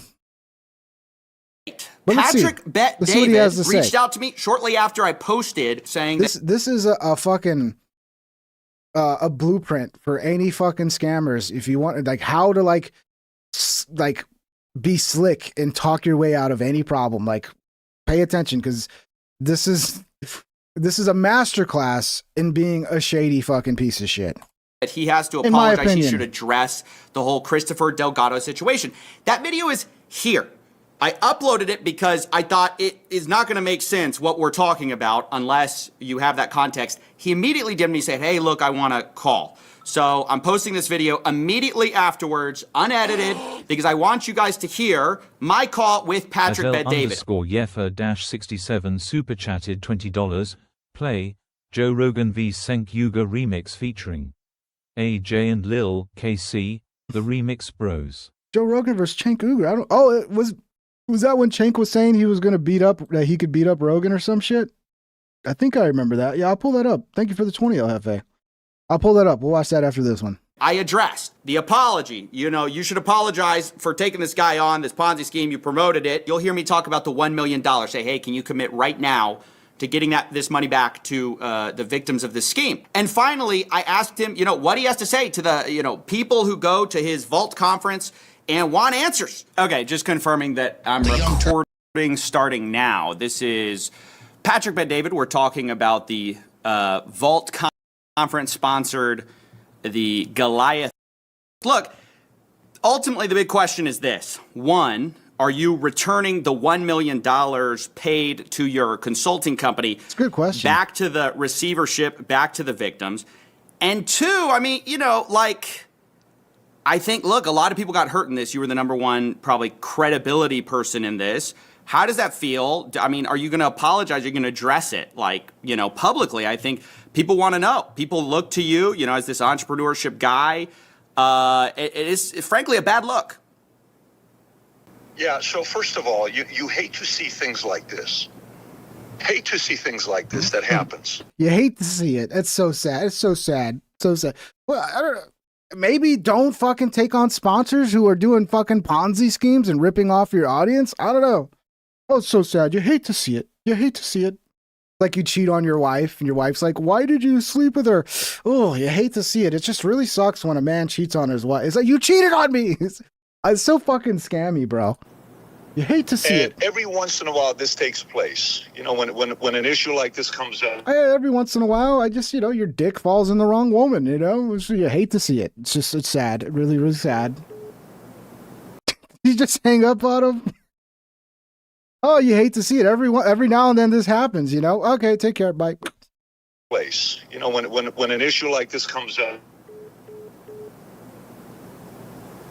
I wonder if this was just, when you hear those dude, that kind of means a call dropped, right? As opposed to just hanging up. So I think it was legitimately a call drop, but wouldn't it be funny if he was just like, oh shit, hold on, hang up. Okay, advisors, come here. How do I handle this? Give himself more time to come up with this bullshit spiel. Come on. Call just dropped? Bro? Hold on, let me call him back. Patrick, how's it going? Okay, I'm good now. I'm in the backyard. Service is good. Go for it. We're back. Okay, so just sorry, I have this giant fucking mansion. It's so big. And, if I'm inside my giant fucking mansion. There's no service, you know, so I got to go in my giant backyard so I have service. Okay, now let's talk about how we ripped off our fan base. Just to recap the question, you've got $1 million coming to you from Goliath Ventures. And first of all, I'd like to know where that's money's going. Secondly, bro, Teodot, Valhalla is winning, bro. Okay? You've lost, Teodot. Valhalla is the champion. Okay? If you want to win, Teodot, you have to become a member. Otherwise, you're forever a loser. Okay? you know, a lot of people got But shout out to Russia. Love you, Teodot. But you lost. You lost to Valhalla, okay? hurt by this. You are the number one like voice of credibility in all of this, kind of putting this guy on, so to speak. I mean, you know, what do you have to say to people who lost money? I mean, do you apologize to them? Like, what can you do to make it right? All these questions. Yeah, so look, all valid questions. This is, you know, typically when we do sponsorship, if you know anything about me, if you know anything about me, no, fuck you. If you know anything about me, I would never do something like it's just. I mean, this is typical fucking bullshit behavior. Steven, I hate doing sponsorships. We stopped doing sponsorships on the podcast 2 years ago because of this exact reason. We literally Because what? You keep taking in sponsors who are running Ponzi schemes? I mean, it's fine if you take on a sponsor whose product maybe is not that great and people buy it and are like, actually, this product sucks. That's not that bad. What's bad is when you take on sponsors who are running legitimate Ponzi schemes and getting your business-heavy audience who all want to be rich business people like you to invest their hard-earned money into a fucking scam. Oh, you hate to see it. You really do. You hate to see it. Oh, all right, I'll see you guys later. I'm going to go spend my $1 million I made. Oof, hate to see it. It's probably cost us $15 to $20 million of sponsorship the last 2 years. The only place we've taken sponsorship money for, outside of the basic YouTube AdSense that you get, that you're accustomed to it as well, we do the events. So if I do a Vol conference, there's a moment for networking and people set up their booth. And so this guy came to the Vol conference for the last 4 years. And at the end of it, one of my reps comes up to me. I've never spoken to him. We've seen him at the event, you know, typically with everybody else. And he says he wants to be the title sponsor. Okay, great. He goes through the whole thing. We go through the background that our legal team does. Obviously. Which is basically no background. I mean, come on. They probably $1 million, right? You want to be the title sponsor of this one event? $1 million. And they got some idiot that was willing to give them $1 million. They're like, oh, fucking, somebody's willing to give us $1 million. Fucking just take it. I doubt they did any fucking background check. They're just like, it's $1 million, dude. We're taking it. We make reference calls. We call others to see what they can say about him. And we call people that we had known for 10 plus years. Nobody flagged him. Nope. Nobody flagged the like 4 to 5% a year or a month. I'm sorry. No, it's a fair question. It's the most disappointing thing. I'm so disappointed. See, what CoffeeZilla is pointing out is that any sort of due diligence would have pointed out that the guy was selling a bunch of bullshit, guaranteeing 4 to 5% returns every month. Okay. So it should have been pretty fucking obvious that this was some sort of scheme, but to me, they just didn't care. That's $1 million fucking dollars, dude. They're taking that shit. Not one person that's done business with them flagged them. Okay. And so Black Man Be Official, we're watching about how PBD took $1 million to have one of his sponsors who ended up running a Ponzi scheme. Okay. So once again, PBD got his hands in some fucking nasty shit again. Big surprise. Big surprise. Then we say, great, let's go through the sponsorship. Now, when you do sponsorship, you have to deliver on stuff. So meaning we have to set up the booth. We have to set up all these different places where people walk up to them, you know, these 20 by 30, 30 by 30. Oh, you mean you actually have to deliver stuff for a sponsorship? What the fuck does that have to do with it, dude? Are you going to give that money back? Are you sorry? And honestly, even if he apologizes, it's fucking retarded because he don't give a fuck. In my opinion, my humble opinion, he don't give a fuck. He's just like, oh, $1 million. I mean, you could be selling dog shit to retarded people for all I care. Your whole business model could be like, let's find retarded people and sell them dog shit through the mail. I don't care. It's $1 million. I think that's really how he feels. 40 by 40 booth that you create for them that they have an opportunity for people to go through. So we flew in. Typically when somebody becomes a sponsor, We fly in, we meet them in Vegas, and then we show them, or whatever hotel we're going to be at, and we'll say, hey, here's your location. You're the title sponsor. We're going to put it here. And then, their logo is going to be in different places, but it's not a endorsement. So it's not like I endorse. It's a sponsorship. No, I didn't endorse it. I just promoted it to my entire audience. It does feel like an endorsement, though. I just promoted a Ponzi scheme to my audience, but I don't endorse it. You know, you're right. No, you're right. I agree. And by the way, again, we learn. So for us, we said we're going to do two, what do you call it? The Vault Conference is brought to you by Goliath. Okay, so we did that a couple times because that was part of the title sponsor. By the way, we've changed our entire. CoffeeZilla is not falling for any of this bullshit because he knows better. He knows. Like, again, anybody could have looked at the business model and the promise of a 4 to 5% guaranteed return every month and been like, yeah, something's up here. Something's up here. Title sponsor stuff that we're doing where if it's not like a Fortune, 2000 company, we don't even want to entertain it. Because sometimes the best way is to make sure other investors have vetted them. And listen, in this space, there's a lot of risk in any of this space you get into. Well, it's their fault. They lost. They shouldn't have invested in this stupid fucking product. It's your fault, dude. It's your fault for trusting PBD and trusting our brand to promote actual good stuff to you. That's your fault. You're a gullible sucker. You're a loser. You lost money because you're an idiot. Not my fault that I promoted it to you. Right, but he's the title sponsor. This is just last year. This isn't like 5 years ago. Yeah, I did too. And I called this guy out years ago as another podcast. But yeah, I've been covering this for a while. I think last year, like when I started doing these streams regularly, it was one of the first topics I covered was PBD and his MLM background. And yeah, he's a shady character. And I have fans that I really like who are also fans of PBD, and they hit me up. And Mr. Unstoppable I think he went to this fucking event. Mr. Unstoppable did, and he was like, I learned so much about business and his good networking. And I'm like, that's great. That's great. Like, it's cool. But I still think he's a shady piece of shit. I still think he's a fucking scammer, dude. Oh, no, you're right. And it was 3 But shout out to Mr. Unstoppable. He's a good guy. endorsements. At one point, I hope he didn't invest in this shit. It sounded like an ad read. You're like, the 3 pillars or this. It like read like ad copy the way you're reading it. No, we never did endorsement. We said it's sponsored. And by the way, I'm just so you know, there's certain things I can't talk about. There's certain things I can because we're cooperating with the federal authorities. And how convenient, bro. How convenient. We're having meetings with them. We're having conversations with them.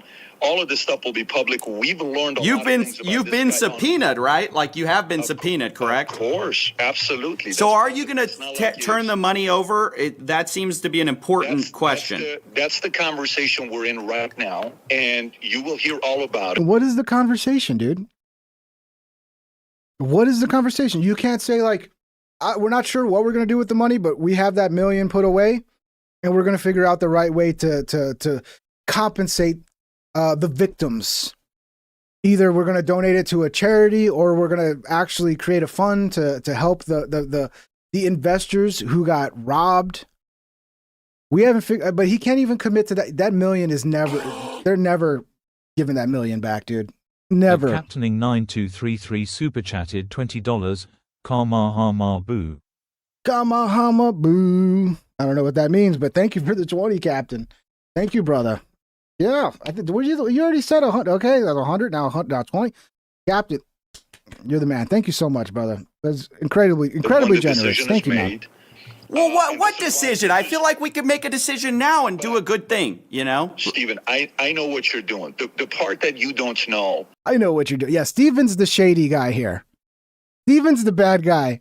Steven is CoffeeZilla, by the way. I know what you're doing, Steven. Oh, yeah. I'm onto your scheme, Steven. Yeah, he's the bad guy here. About the way I do business, I don't avoid you. Is that what Goku says? Yeah, I watched that like 20, 30 years ago, but I was like really high.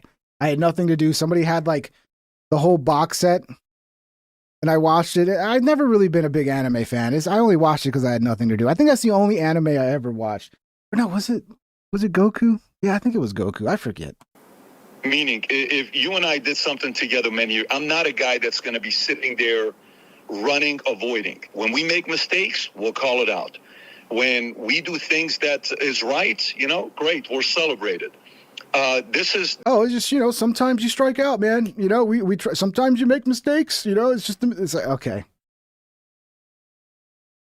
Some mistakes are unacceptable. Okay, it's not like you made a little calculation error. It's like, no, you promoted a fucking Ponzi scheme scam to your audience.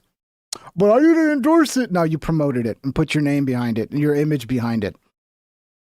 Oh, sometimes, you don't bat 1,000. Sometimes you make mistakes. Sometimes you murder people.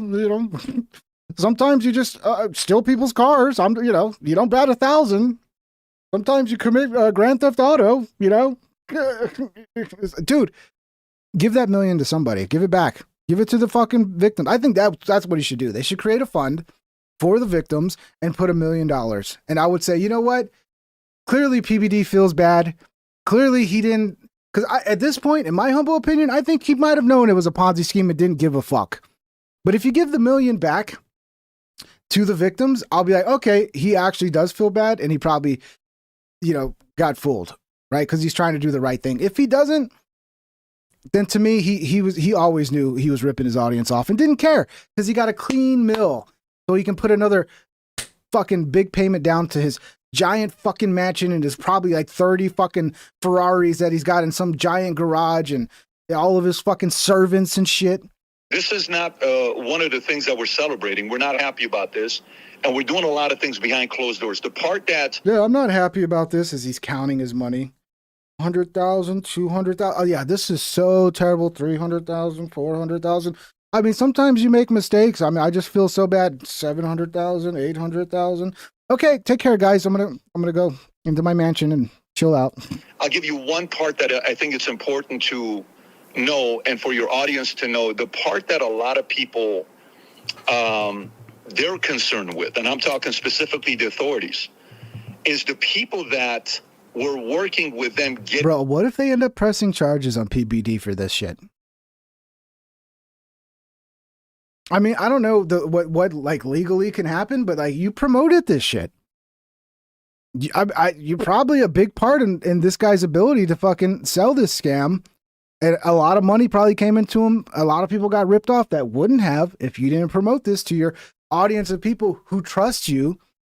There's a lot of people in his audience that look up to PBD and they're like, oh my God, I want to be like him. And he's such an amazing businessman. It's like, yeah, and you just sold those fucking people down the river. I wonder if there's anything legally that could happen to him. Being paid big money. Those are the ones that they're targeting in a big way. We've not, this wasn't how sometimes you do certain crypto deals and it's like, hey, affiliate, you're going to get this much money for this affiliate.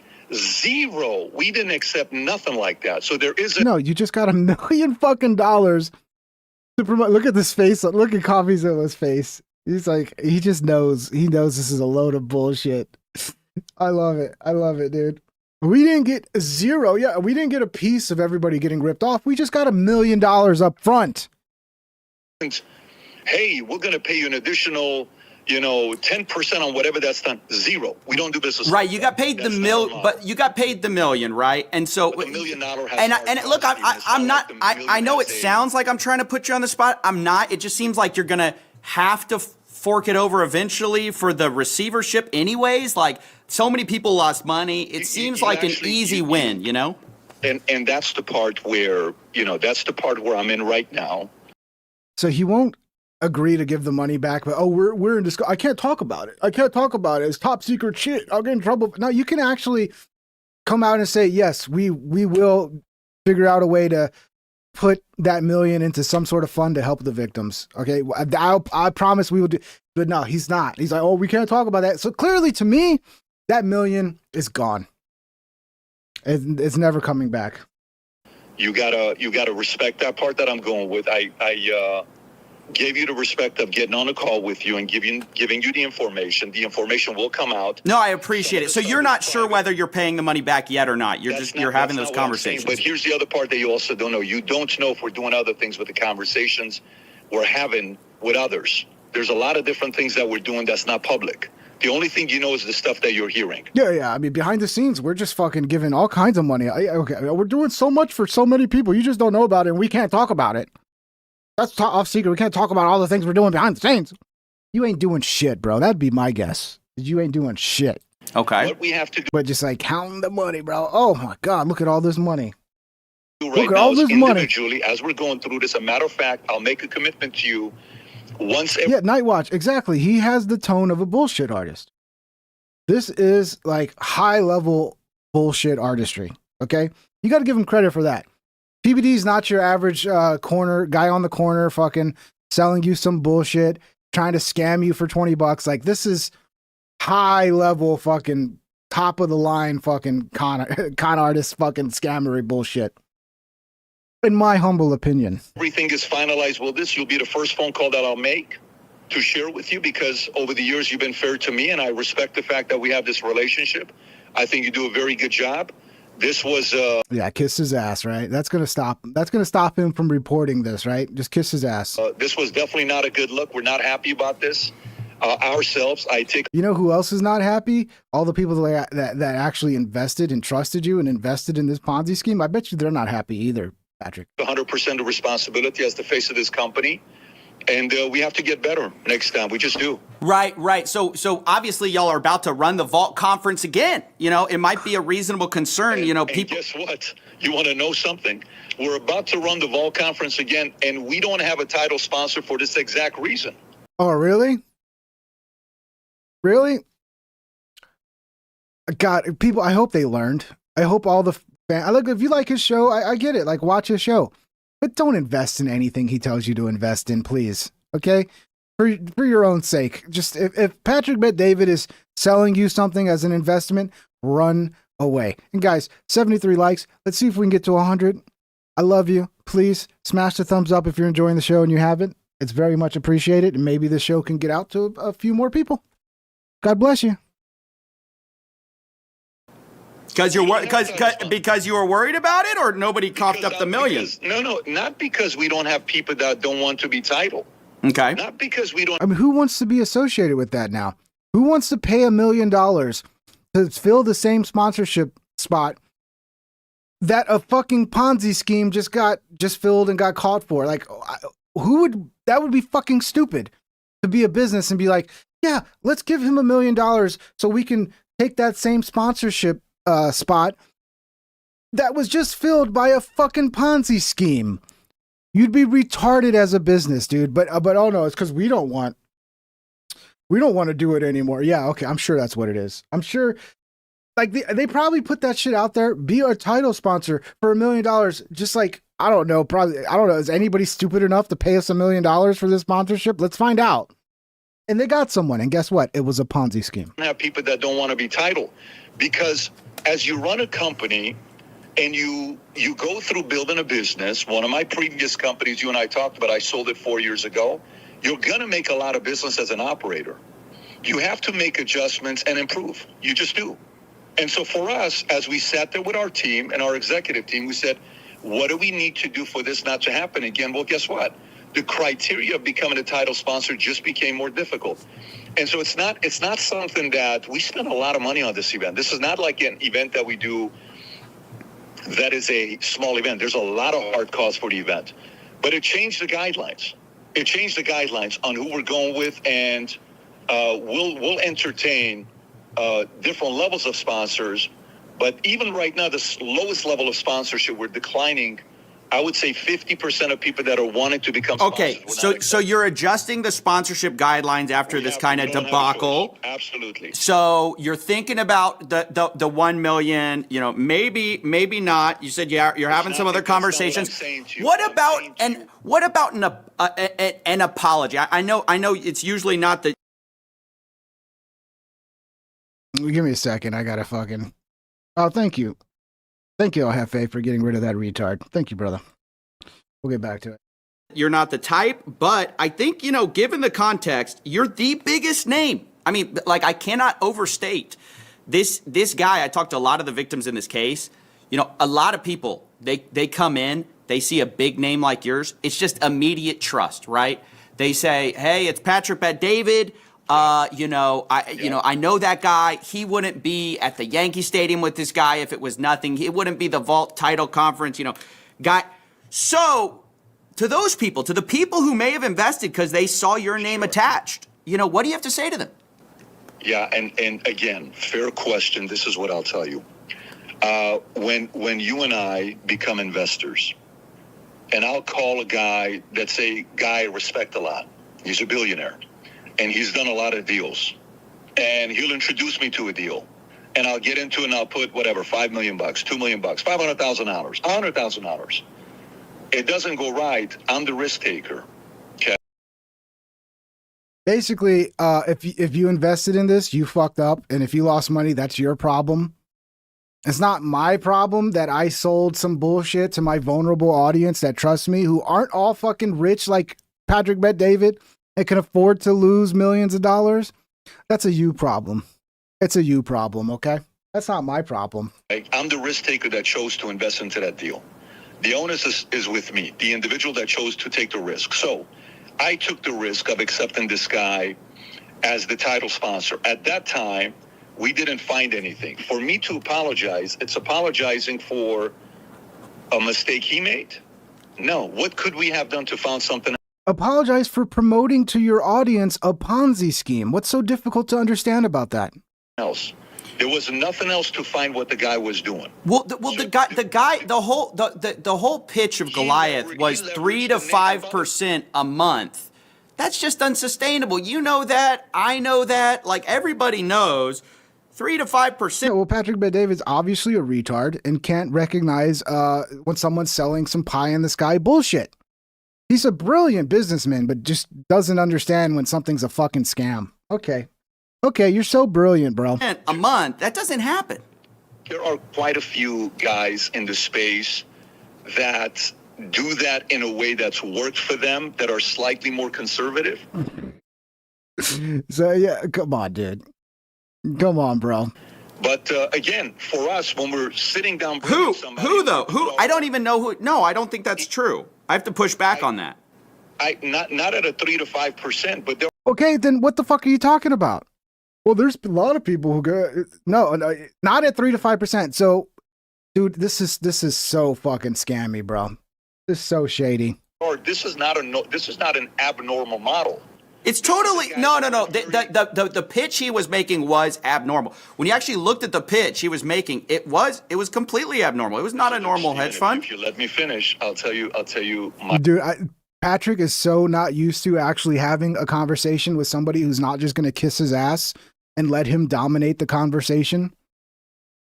I'm sure he's used to his little fucking cronies over at fucking Value Entertainment or whatever. It's just like they all just walk on eggshells around Patrick. Don't interrupt Patrick. Let Patrick finish talking. I would, CoffeeZilla. God bless you, dude. God bless you. My perspective. Yeah. This form is not abnormal. The numbers he chose was abnormal. The forms are not abnormal, but the numbers he chose are abnormal. Come on, retard. Obviously, if he's promising shit that you know is like not feasible, then there's something shady going on there. But yet you missed that. Oh, so you conveniently just didn't notice that. And conveniently you got $1 million not to notice. Weird. I think the more now we think about it, what this guy was relying on is the following. This is my speculation, and you can, you can take an angle with it or not. I think this guy was hoping that Bitcoin was going to go to $250,000 and he was going to get away with it, and it didn't. Maybe you were hoping that too, Patrick. Maybe you were hoping that too. And it ended up, putting him in the situation he is right now for $328 million. This guy's going to be facing, many, many years of prison time. This is not a small little crime that he committed. Yeah, and it's not a small little crime that you fucking promoted it. You promoted it. You helped him commit this crime. But I'm a victim too, guys. I'm just a victim that got $1 million.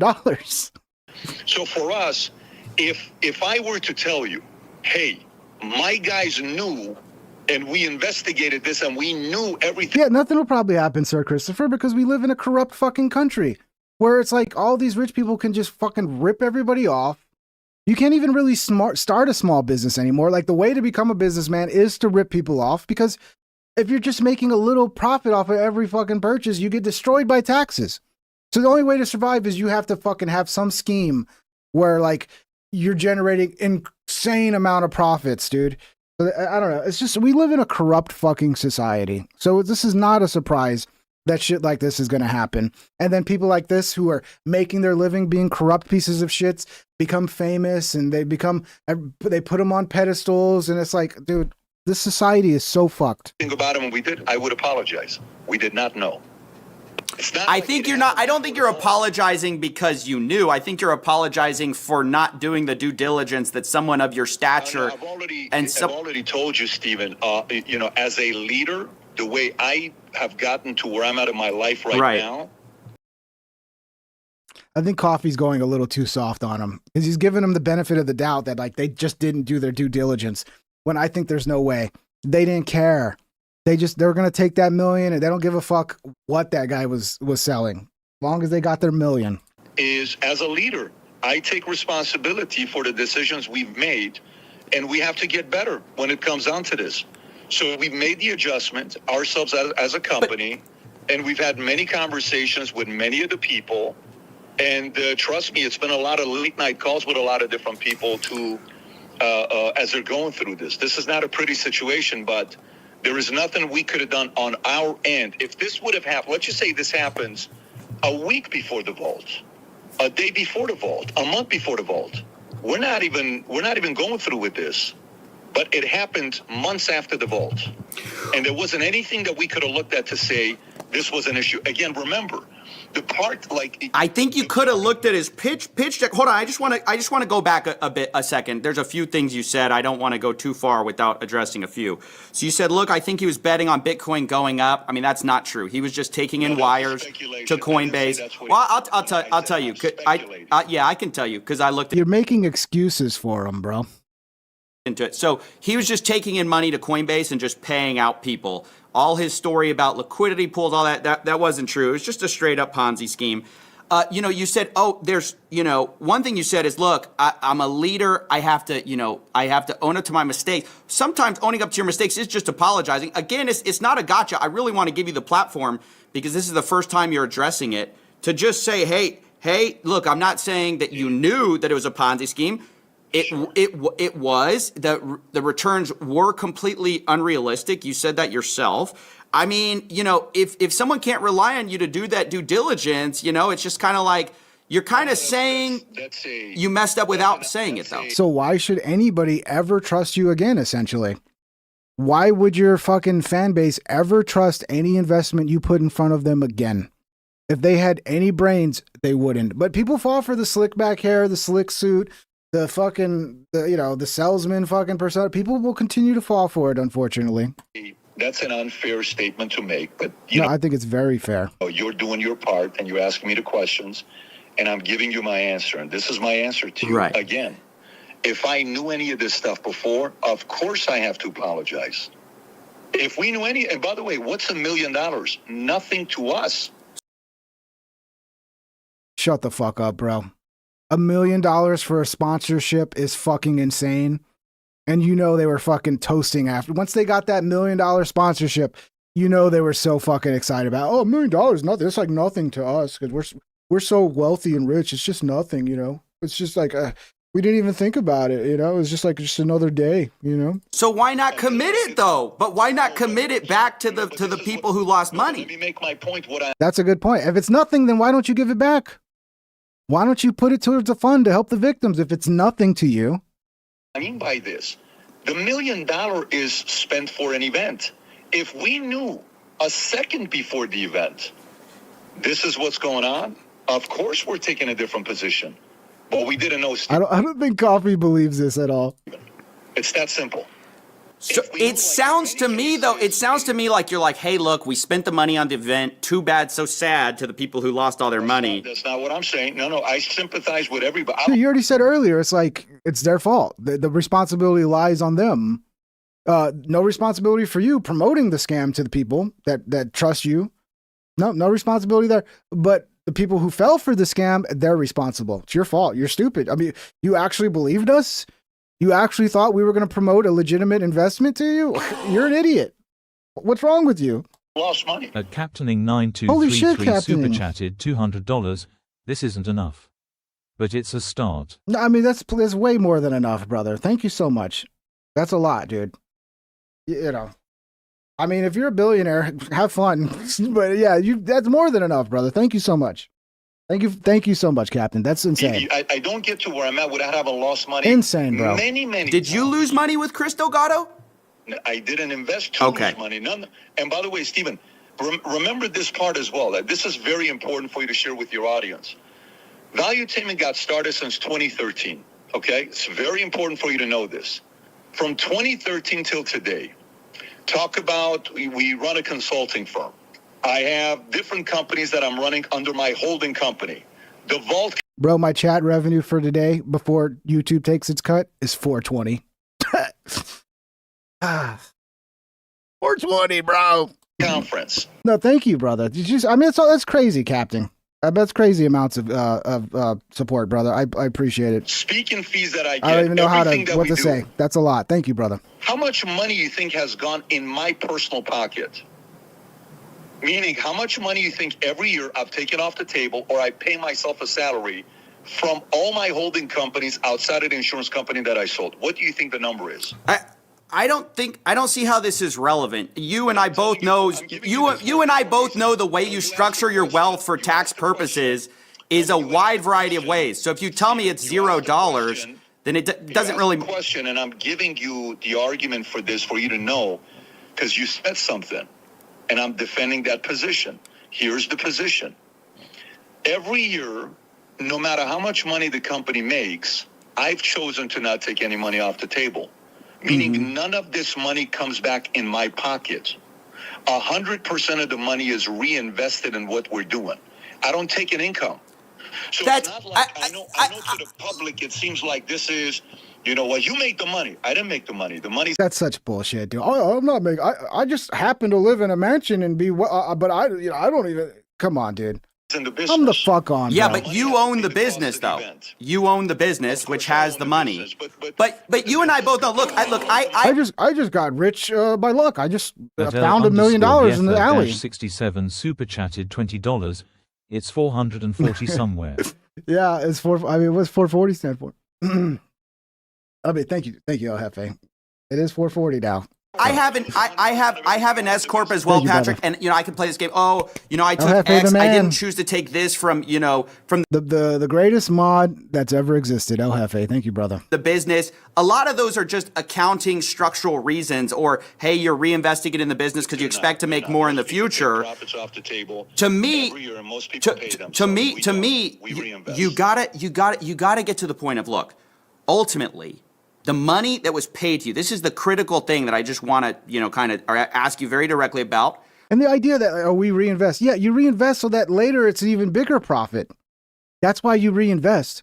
You're not reinvesting because I don't care about the profit. No, you're reinvesting so that you continue to grow, so that you end up with $1 billion in profit rather than just like 100 million. Okay. So at the end of the day, it's all greed and selfishness, but I just do it for the love of the game, guys. I just happen to have a mansion and 40 fucking sports cars. But it's all for the love of the game. The money that was paid to you was not Chris's money, okay? If it was Chris's money, I would understand. It was other people's money. I told you this at the beginning, Steve. He had stolen the money. It's stolen money you have, or your business, David Consulting has. There's a part of this that I shared with you respectfully. I said, I have to go through certain conversations I'm having with them, and you're jumping the gun. And I said to you, there are certain things I cannot talk to you about. This is one of So you can't just fucking pledge to make it right? This seems like no one's getting any money back. That's what it seems like. Because why can't you just pledge to say, hey, we haven't figured out the right way to do it, but that $1 million, we're going to make sure that we keep it put aside, and we're going to figure out the right thing to do with it, whether it's putting it into a fund to help the victims or donating it to a charity, but guarantee we're going to figure that out. We haven't worked out. No, we can't talk about this. I don't know why you want us to keep, we can't talk about this because that sounds shady as fuck. And I think that $1 million's gone, bro. It's gone. The moment we get through where we're at, you're the first phone call we're making. I'd love to be. To address the one question to you. Yeah. If we knew any information before, I wouldn't hesitate to apologize, but we didn't. But your due diligence failed, and you recognize that. That's what you would apologize for. I'm not saying you're apologizing for knowing. Yeah, but he can't even do that because then it would fuck up his image of being like this mastermind who, you know, is this genius businessman who, you know, if you didn't, you couldn't even do basic due diligence so that you're not promoting a Ponzi scheme. It kind of hurts your credibility as a amazing fucking genius businessman, doesn't it? So he can't even do that. He can't even apologize for not doing fucking proper due diligence because, yeah, his image is more important. It's a Ponzi scheme. I will gladly, I've already said to you, I man up on the mistake that we have to do a better job with due diligence. Right, but you're manning up on the mistake. You're manning up on, hey, we got to do better. But you're stopping short of saying, hey, I apologize for not doing better before. You're fairly a reasonable guy. Yeah. Do you think if That's con man shit. You're a reasonable guy. Come on, buddy. You're reasonable. This is all con artist shit to me, in my opinion. Okay, sue me. Fuck you. I found anything, do you think this is worth it to me to go through this? Do you think it's worth it to me to have? Oh, poor Patrick Bet. You think it's worth it for me to take $1 million? Yeah, it's worth it. It's $1 million for no work whatsoever. It's $1 million to put up a sign and do an ad read. Shut the fuck up, dude. Steven on CoffeeZilla make a video and I'm getting video saying, hey, what charity do you have that you're getting? You think it's worth it for me to do this? You think the juice is worth it? Like the juice? Are you saying what I think you're saying, Patrick Bet David? Is there some conspiracy behind this that the juice are involved?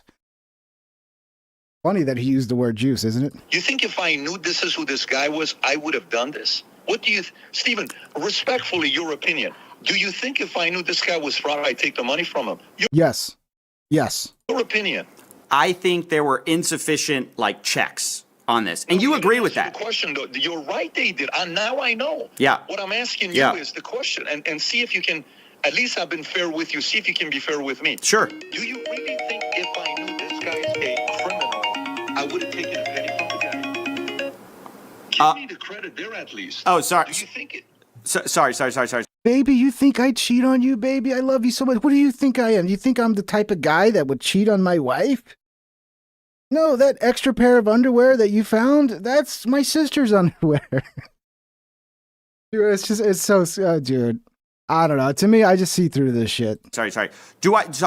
My alarm just went off. Sorry about that. Do you think I'm so stupid I would take $1 million to just do a 10-second ad read and put up a sign? You think I'm that stupid? Yes, I think you are. And unfortunately, I think a lot of people in PBD's position would take that $1 million and then just have the same spiel of we fucked up, sorry. But yeah, we're not giving the $1 million back. We already spent that. No, I don't. I don't think that if you had known, if you had known, you would have done it. I don't think you knew. I never said I thought you knew. I said, look, you promoted a guy multiple times, turns out to run a Ponzi scheme. I'd be so, and I sense you have some, kind of embarrassment. You don't like it, but I just don't understand why it's stopping short of, hey, it just seems like the full mea. Bro, look, I can't deny the hemp night. If somebody offered me $1 million and I knew it was a Ponzi scheme, I'd like to think I'm strong enough to turn that shit down. Here's the thing. If I was PBD, I would though. I'm a poor ass dude. $1 million would change my life. It would make it to where my life would be I wouldn't have to worry about money again, right? Because I'm in the same position as every other fucking person right now. It's tough financially. So if someone offered me $1 million, it'd be hard. And I would understand more somebody who's poor offered $1 million taking it. PBD don't need that fucking money. PBD is already rich as fuck. The PBD podcast earns a ton of fucking money with all of his other shit he's got going on. He don't need to do it. So it'd be different if it was, one of you guys in the chat was like, bro, it's $1 million. And I'm sitting here, I got medical bills. I got a mortgage. Every month I'm pulling my hair out because I got all this debt. I'd be like, I understand, bro. There's no excuse for somebody like PBD who's already got more money than anybody ever fucking needs to do this shit. So there's a nuance there, you know? Culpa is not there, and I just don't really understand why. It just seems like, hey, this is the platform to address it. Kind of just, it seems like you have plenty of money. Your company has plenty of money. I already did address it with you. Yeah, this is going to end up costing me more than $1 million, just so you know that. Like, this is not going to, I'm not winning here in any way. Okay. Maybe in legal, maybe if they are actually coming after him and he's got to pay a lawyer, possibly. I hope it does, dude. I hope it does. It should cost you more than $1 million, dude. And honestly, to be honest, I don't know. If I was a prosecutor, I'd be finding a way to pin some shit on fucking PBD. Because to me, he played a role in this just as much as a guy doing a Ponzi scheme by promoting it.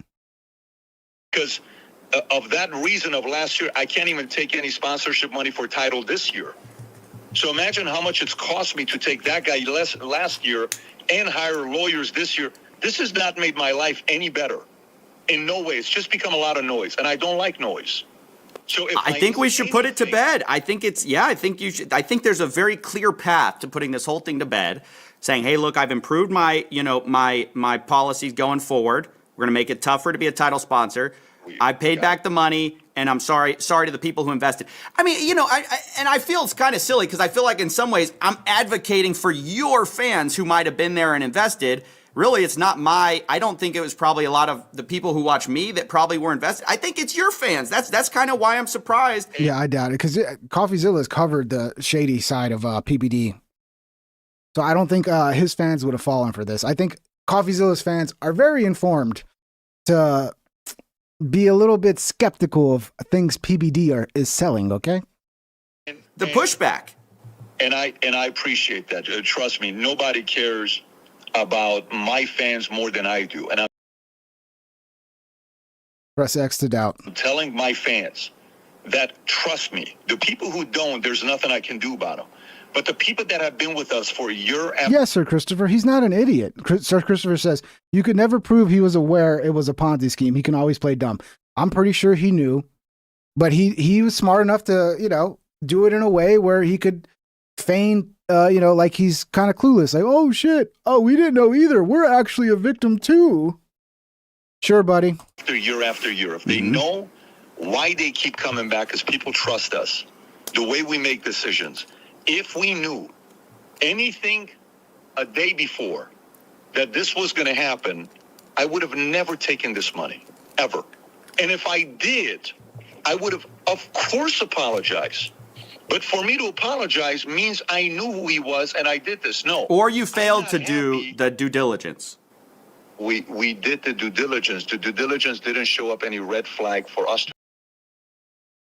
See, he can't even admit that he fucked up because that's going to hurt his image. And people are going to be like, oh, I guess he's not as smart and as brilliant as we think he is.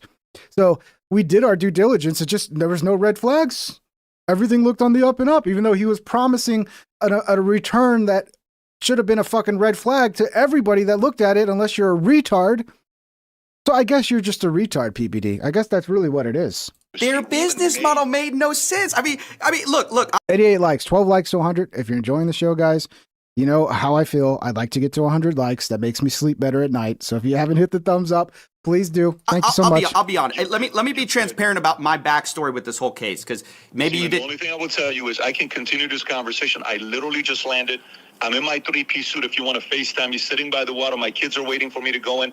It's my daughter's 10-year-old birthday yesterday, and I'm on the phone with you. So if you can keep it to 5 minutes, I'll go 5 minutes with you, and then please. Yeah. 5 minutes. 5 minutes is fine. Go ahead. No, I'll just give you some backstory on this case. You're ruining his daughter's birthday, CoffeeZilla.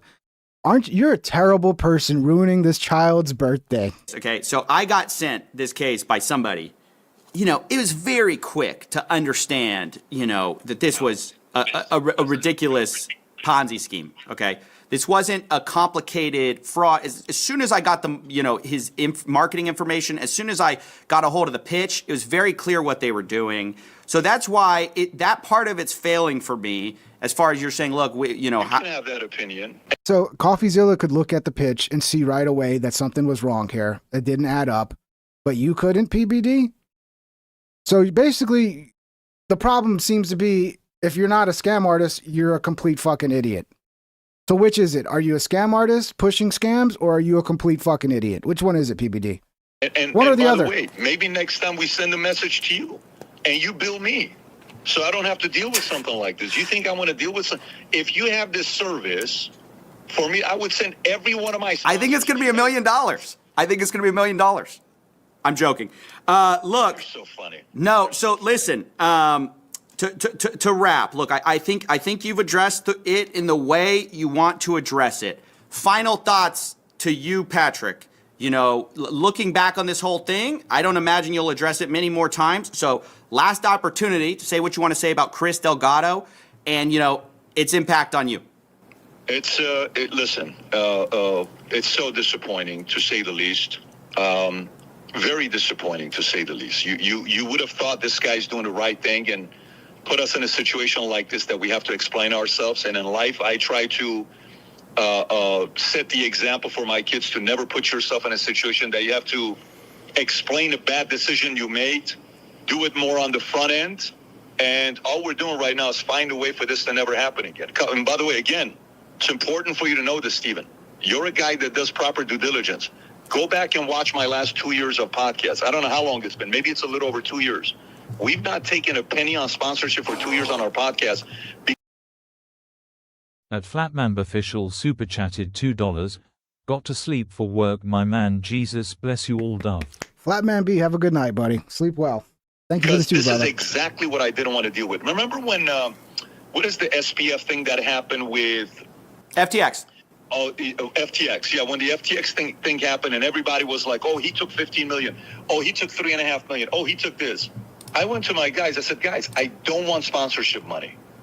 And so our strategy changed where we said, we're going to do sponsorship of products that we run because I'll take responsibility for product that I'm running because I'm the CEO. Okay, quick. Yeah, let's sell hats for $60 a pop. That's better. It's crazy that the shit people sell. It's like it's some fucking hat that should cost $15 at Walmart. Oh, PBD sells it. It's $60 now. I don't know. I've never looked at his merch, but you know, a lot of people do that shit. Quick question there, though, because by the way, I'm gonna start selling merch, guys. I'm gonna sell stickers for $20 a sticker. They're fancy stickers, though. Okay, they're the top of the line, highest quality paper. The adhesive is super expensive. We only source the best adhesives for our stickers. $20 a sticker. Because I'm looking at your show right now. It says Kalshi on your thing, the sports betting. Well, they do prediction markets. Kalshi/PBD. Are you guys partnered with them, and what's that about? Well, remember, Kalshi is not my what do you call it? Title sponsor. They're a platinum sponsor for the. Well, I thought he didn't take any sponsors anymore. No, we just don't have title sponsors anymore. Yeah, because nobody wants to spend $1 million to sponsor your show when you already have a fucking bad reputation of your sponsors being con artists. So no business would want to be associated with that. But no, we've just decided. Yeah, okay, dude, it's so see-through, bro. It's so see-through. Ball conference. And remember what I told you. We said we're going Fortune 1000, Fortune 2000. I don't have a problem going with companies that have names. Adele_Yeffa-67 super You got it, chatted LFA. $20. Put me down for a sticker. Well, you got a free sticker, brother. I was just joking. I'm not gonna. It would be fun. I mean, yeah. I'm maybe at some point, like, I thought about selling shirts. I do have a bunch of like ideas for shirts, but yeah. I don't know.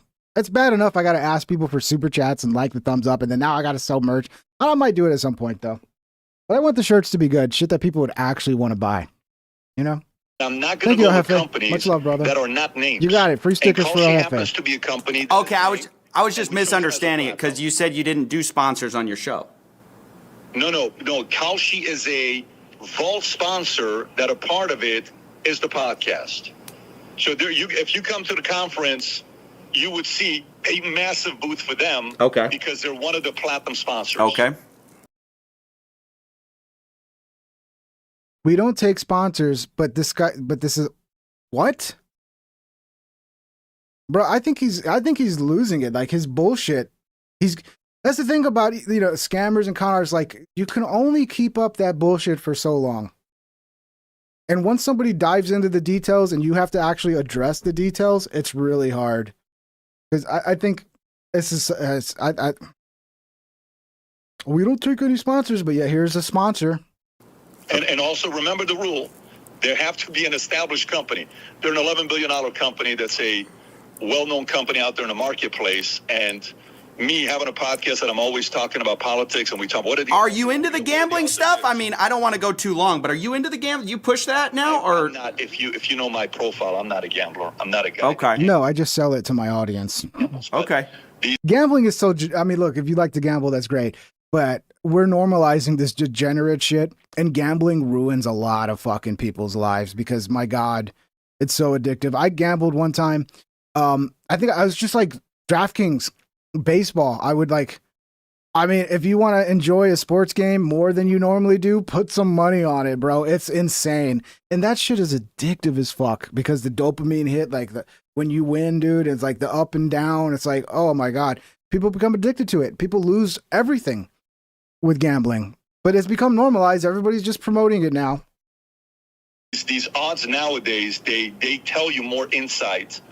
You know, nowadays, these poly markets and cow sheets are more effective than polls. Well, you know, like 85% of their betting is sports gambling. You know that.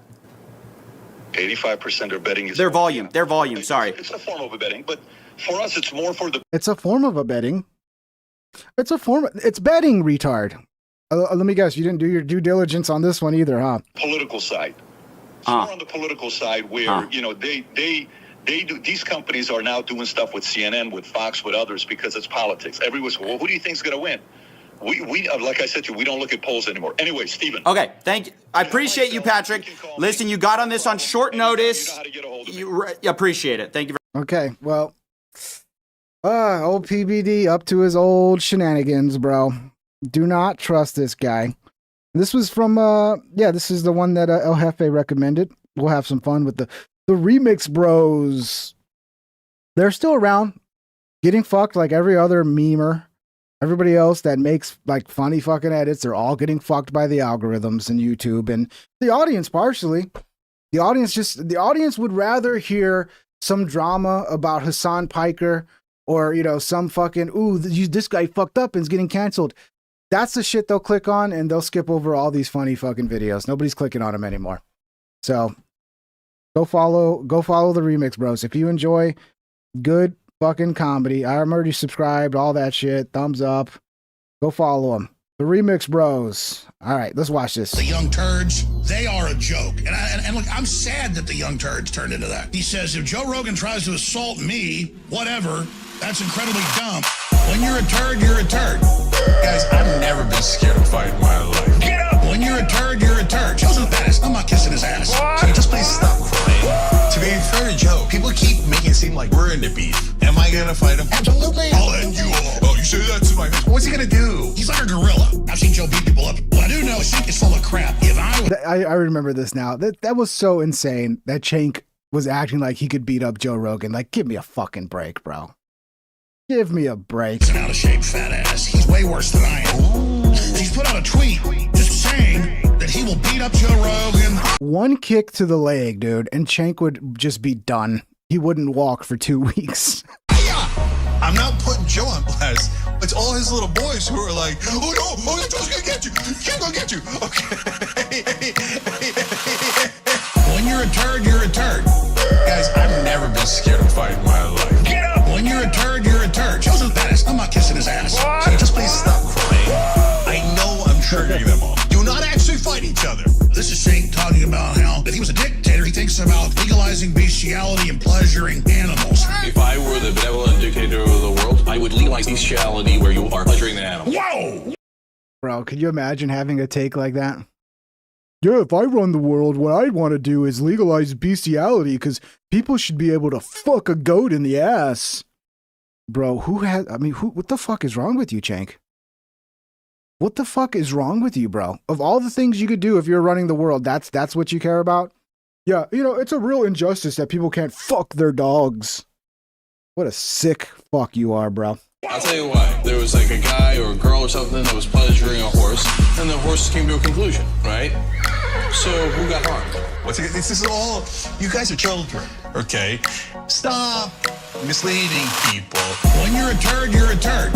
Guys, I've never been scared of fight in my life. Get up! When you're a turd, you're a turd. Joseph's badass. I'm not kissing his ass. So just please stop crying. It is impossible to anticipate where the two monsters which suddenly appeared will attack next. Hey, punk, you think you're tough?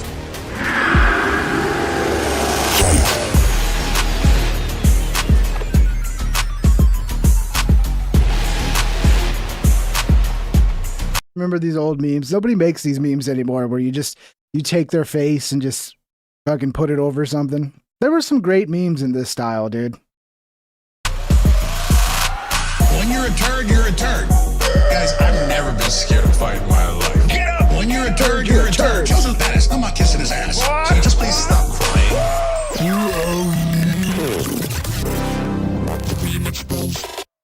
Now listen, if you have not subscribed to YouTube... When you're a turd, you're a turd. Chank turd ooger. Chank ooger booger. What do we got here? This is... I saw this and I'm like, dude, I can't help it. Like, everybody's making fun of this dude. I fucking agree with them, bro. If I drink, if I feel... it ruins my day and my next day. I think one of the things that's going on here... It's kind of the same thing with, like, sleep as well. Like, if you're drinking every day, your baseline becomes feeling like that. Feeling hungover, feeling like shit, and it's normal to you, right? Just like if you sleep 4 to 6 hours every day, like, that's normal. That the kind of, like, run downness, the tiredness that you feel every day, that's your baseline. So you get used to it. But then once you start sleeping 8 hours a day and you know what it's like to be completely rested and fucking feel good, and then you go to sleeping 4 to 6 hours, you're going to be like, oh, I feel like shit, because your new baseline is sleeping good. Same thing with drinking. If you get used to not drinking and, feeling good and not having hangovers and all that shit, when you drink, you feel the effects even more than if you're doing it every day. But I have to agree with this Matt guy, Matt Walsh here. I think this is stupid.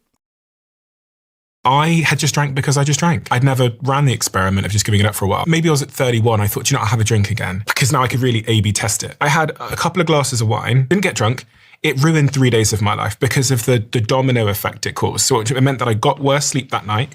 Aren't like wine hangovers like the worst?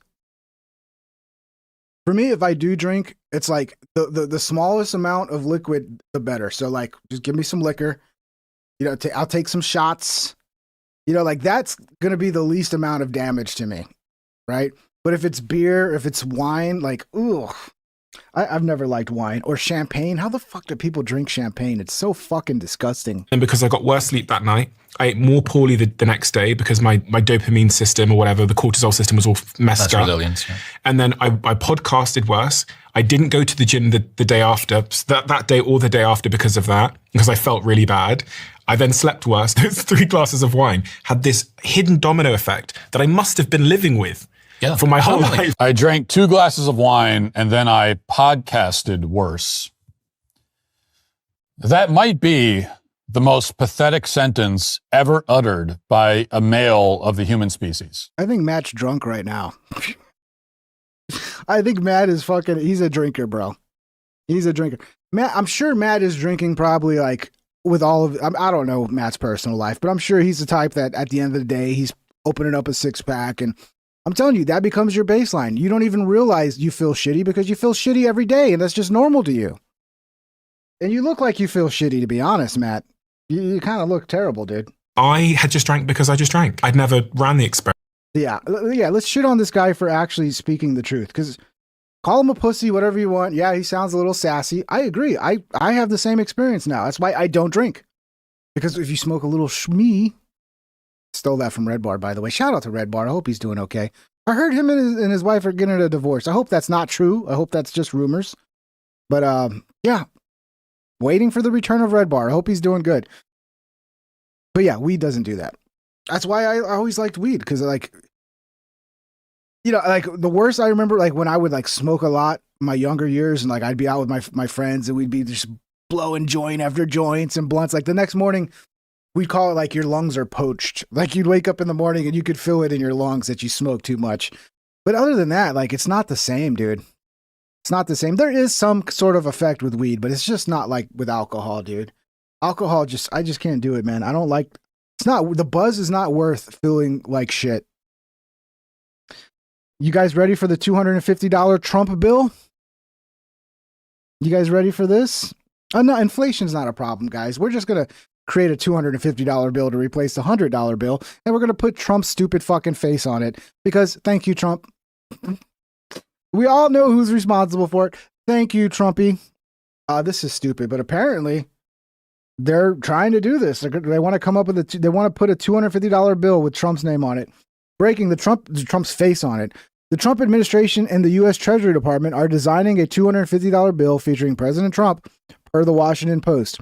If this is launched, President Trump would be the first living person to appear on a currency since 1866. Yeah, usually we put the dead presidents on currency.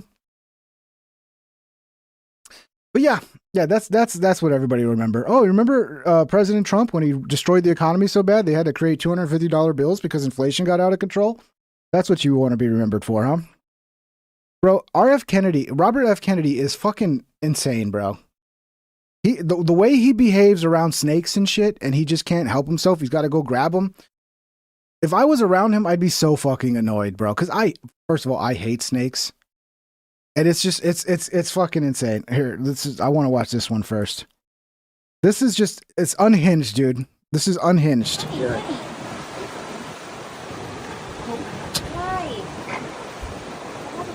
Bro, leave those snakes alone, bro. Like, how badly do you need to hold them so you can get a photo? Clearly, those snakes don't want you to hold them, okay? So, what are they? Look at them. They're biting the shit out of them. Those snakes are trying to fuck. And he's over there just grabbing them. Well, they're having sex. Look, I like RFK, okay? I'm not an RFK hater, but this shit is getting cringe as fuck, bro. Just leave the animals alone, okay? Kikari says snakes are cute for me. I don't understand that, Kikari. God bless you. I've had friends that have snakes. Even a cute little python that's super friendly at all. Fuck you. I don't find anything cute about snakes. In fact, snakes are one of the few animals that you could kill them and I would feel nothing. You could chop the heads off of those snakes right now and I would feel nothing whatsoever because I don't look at snakes and see animals. I see evil serpents that need to die. I fucking hate snakes. I don't know. I guess I have a fear of snakes or whatever, but I have no, like when I look at a dog, I'm like, oh, that's cute. He's such a, with snakes, it's just like, oh, it's an evil fucking serpent and we need to murder it now. That's how I feel about snakes.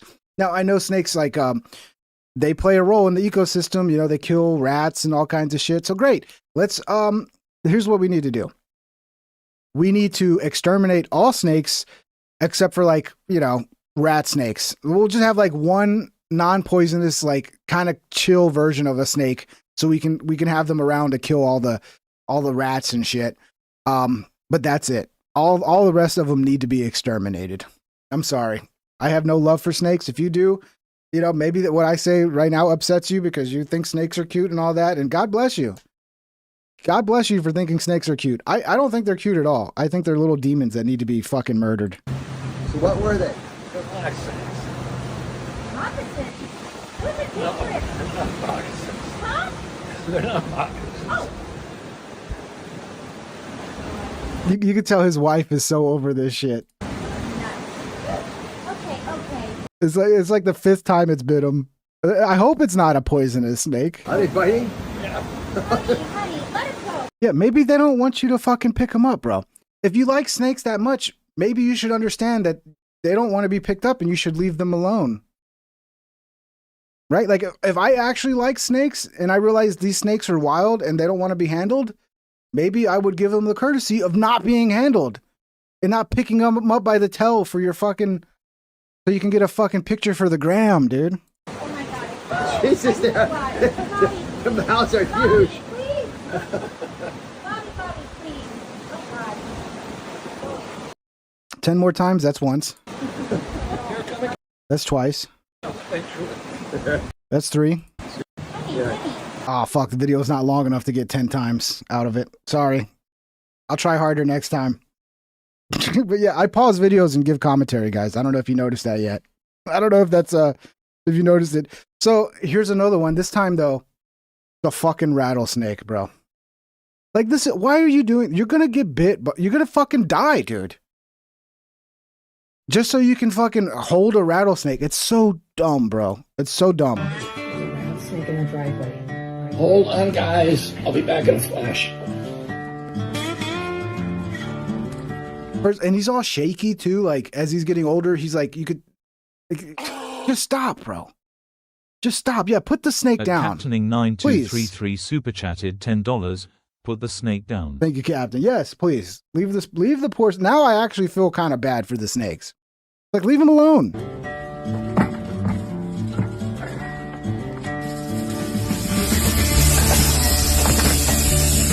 He's got the cool country music. Yeah, I'm a cool cowboy guy. I'm a cowboy out here fucking grabbing snakes.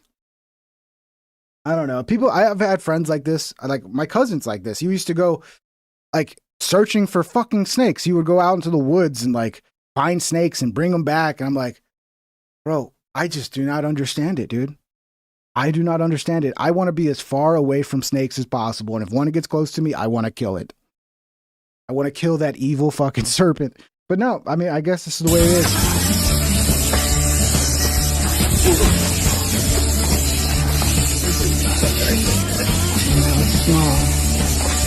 Ooh.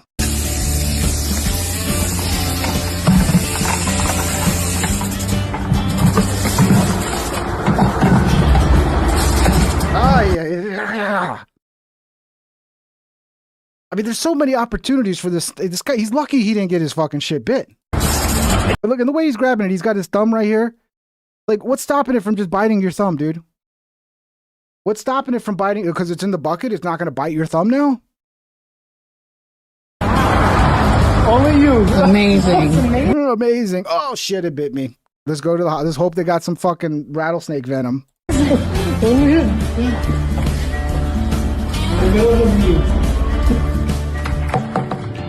Oh, yeah, okay, we didn't have... Okay, now we just got to play with it more, right? Okay, we got it in the bucket. Let's play with it some more. Honestly, now I do feel bad for this snake. I don't know. All of a sudden, I feel bad for the snake. I don't know why. I guess I do have sympathy for snakes. Because it looks scared. It looks like, it's like, leave me alone, dude. I'm just trying to live my little rattlesnake life. And that's the one thing about, like, a lot of these snakes, like, they don't want to bite anybody. They just want to be left the fuck alone. And when do they bite people? When retards like this have to fucking go around playing with them. Oh my god, and he's so close, dude. It could easily get his fucking foot there, dude.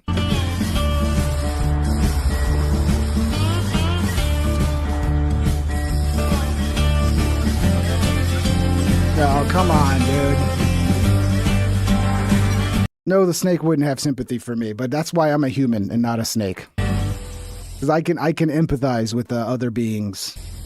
I don't know if snakes have empathy. I hate this.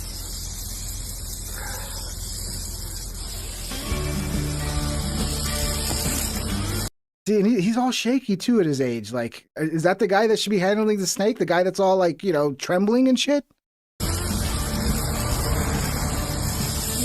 Stop it, dude! Yeah, Cheryl, to bring you a military. Oh, no, honey. I feel for Cheryl, dude. Like, this must be fucking annoying, dude. Like, oh, great. Oh, we gotta go grab another. Great. I'll watch it. Here. This is a beautiful snake. These are Western Diamondback. You can tell.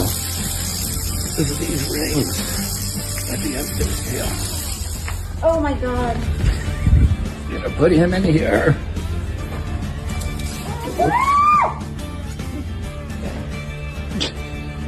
All safe. Much better place for this guy. RFK, please stop fucking with the snakes, bro. We need you to actually, like, is this what you're doing all day? We got, like, real things we need to be dealing with, but I guess you got all day to be capturing snakes, dude. And what makes this even more fucking weird is that, like, You know that like his social media people are like, oh, we got another snake outside. Oh, come on, RFK. And it's all about getting some fucking social media video so they can get fucking attention. Is it worth it? I hope you don't get bit by a fucking snake, RFK, okay? I hope you don't. You guys seen this, what's this guy's name? Pete fucking, what's his name again? Pete something? Everybody's saying this is Jeffrey Epstein. This guy, Palm Beach Pete. They're saying this is Jeffrey Epstein. Jeffrey Epstein's, of course, not dead, and he's hiding under this alias, Palm Beach Pete. Now, I'll be honest, when I look at this guy, I don't see Epstein. I see like Epstein's like retarded brother. Like, yes, he's got a little, he looks like he might be related to Epstein, but I don't think this is fucking Epstein, bro. When I look at him, I like, yeah, he looks a little like Epstein, but it's clearly not Epstein. I mean, there's a lot of people that look alike, especially if they have like, you know, genetics that like they're both probably Ashkenazi Jews or some shit. They come from the same fucking bloodline or something. But yeah, people are really believing that this is Epstein. Like, look at him. That doesn't even look like Epstein. It looks like Epstein's fucking retarded doppelganger.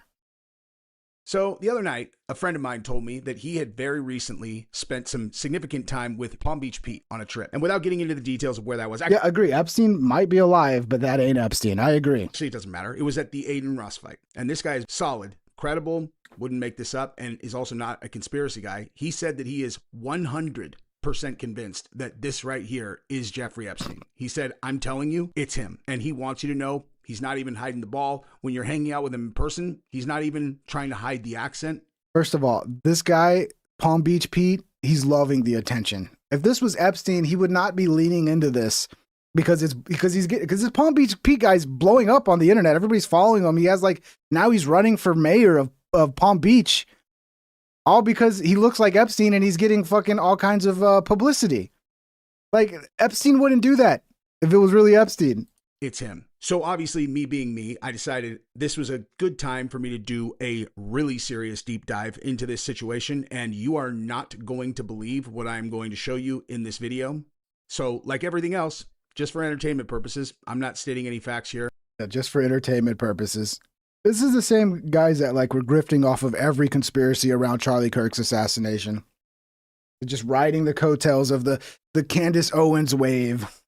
But I've never made a secret about the fact that I never believed that Jeffrey Epstein died in prison. Never. Not for a day, not for a minute. I always was on the train of he walked right out the front door. Because if someone could have killed him, they would have done it 30 years ago. So in the image right there, you could see Palm Beach Pete's lower teeth being compared supposedly to Jeffrey Epstein's lower teeth. And they appear to be an exact match. No, they don't. Am I just seeing things here? But they don't look the same. Okay. You can see this one is further back, right? That's this one. 4. Okay, let's see. 6. 5. Okay, 5's a little back. 4. Okay, 3. They don't look exactly the same to me. They're similar, but they're not exactly the same, dude. Like, look at the front row here. This front row, the middle one comes out a lot further than the middle one here. So there's already discrepancies in this. But oh yeah, I mean, that's going to hurt your little fucking clickbait video, right? So they're exactly the same. I don't know, maybe I'm just retarded, but they don't look the same to me. Middle one's much further out than this one. His middle ones here are basically lined. This one's like, it's not the same. So in case anyone thought that this was not real, here are the two photos. Actually, this is actually even better. Yeah, I have similar. I have I have one that sticks out here. Yeah, my bottom row is all fucking fucked. Photo than the one that was used. But I like it. It's very punk rock, bro, to have a crooked bottom row. Punk rock, dude. Used in the. I'd rather have a crooked bottom row than these fake ass fucking veneers everybody has. Facebook post. And as you can see, the teeth are identical. Okay. So that should be the end of the conversation right there. Right. They're not identical, bro. Look, these 2, 3, 4. Look at. They're not identical. You can look at them and they're not identical, bro. They're both crooked. But look. This one in the middle comes out. Is out in front of these two. You don't have that here. What are we doing, bro? Identical. Okay. So that should be the end of the conversation right there. Like, what if we were going to go ahead and look at the ear? First, let's take a quick look at somebody who appears to have... Yeah, but I don't need my teeth fixed. Yeah, you can get your teeth fixed in Mexico. Yeah, go to Mexico to get dental work. It's cheap as fuck. But I don't think having a crooked bottom row is a broken set. My teeth work fine. They're just not perfectly straight. And it's nice because I have unique teeth. They don't look like everybody else's teeth. Had a plastic surgery procedure on their ear. You're looking at pre-op on the left and post-op on the right. So here are some of the things that can be changed through plastic surgery. Earlobe size and or stretching. Fold shape. More importantly, these are things that cannot be changed. Very complex cartilage structure. The biggest limitation is cartilage memory. You look at things like this. So, okay. So he did all... So everything that's different is because he did plastic surgery, okay? Yeah. You can't fake these things. Look at my ear. Speculation. Do you see anything that resembles a feature like that? No. No, you do not. That is a huge, unique feature. You also can go ahead and look at things like this. And if you ever bite someone, they'll be able to identify it if they're unique. Yeah, that's a bad sign. So yeah, damn, I guess I can't bite people. Yeah, but I still think they can identify it. I mean, it's like nobody even, I don't know. That is a good question. Like, if people that get the veneers, like, are they identical to everybody? They look identical, but I bet you there are some uniqueness that can help somebody distinguish between this pair of veneers and that pair of veneers. I don't know. But I have no plans to buy. I'm not Ted fucking Bundy, okay? I'll be fine. This, the shape right there. And if you look around the other features like the fold right here versus the fold right here, if I take these off so that you can see even more clearly. So he's not even right about that, is he? Pone you laugh out loud, you mad says, this guy must not know about elf ear surgeries. They can do all that shit easy. So is he not even... Like, whatever, just ignore all the details that hurt your little... Because, I mean, this is all for clicks, dude. This line right here. All right, so you see what's going on here. I guess we ran out of Charlie Kirk conspiracies. But even my boy Alex Stein is fucking by. I don't know if Alex is trolling here. I hope he is, because come on, Alex. My name's Alex Stein, one of the sexiest men in conservative politics. Oh, come on now, dude. Come on now. Obviously, you guys are familiar with this guy. This is the most famous pedophile in Palm Beach history. His name is Jeffrey Epstein. He was given a sweetheart deal for violating children in the same city. Now, Jeffrey Epstein was a very controversial figure. His partner in crime was a woman by the name of Ghislaine Maxwell. Her dad was Robert Maxwell, who was a successful businessman that allegedly had links to Mossad, which is Israeli intelligence. When he died, he was given a proper Israeli funeral, as if he was at the highest level of the IDF. And I don't think he's a retard. Jesse on Fire is the name of the channel we were just watching. Pete Junebug says Jesse on Fire is a complete regard. I used to troll the hell out of him. I don't think he's retarded. I think these people know what they're doing, bro. They're making money. Like, you need some clickbait conspiracy to make money, bro. They don't make themselves, so I don't think he's retarded. He knows what he's doing. Gotta get those clicks, bro. And a lot of people... 'Cause that's the shit people click on. They don't click on my funny fucking comedy. They'll click on shit like that. People, including myself, don't believe Jeffrey Epstein is dead. Everybody knows Jeffrey Epstein didn't kill himself. Listen, my wife, her boyfriend, we all know Jeffrey Epstein didn't kill himself in a jail cell. Even in the recent Epstein links, shout out to Thomas Massey, that the Federal Correctional Facility said that they used a decoy when removing his body from the jail. Now, I know, Mary, you're probably not online very much. You might be, I don't know. I don't know your browsing history. But recently, there's been a person that has been making waves, and his name is Palm Beach Pete. And I believe that Jeffrey Epstein is still alive, and he is hiding in plain sight. In this room, you see these children, Mayor? Do these children deserve to be victimized by one of the world's biggest... So he's trying to get the mayor of Palm Beach to go after Palm Beach Pete? ...serial pedophiles? I don't think so. So I want you to conduct a... Yeah, the mass video did really well, Sir Christopher. That's the type of shit I'm gonna have to start making more of, bro. Because it took me like an hour to make that video, and it got 60,000 views.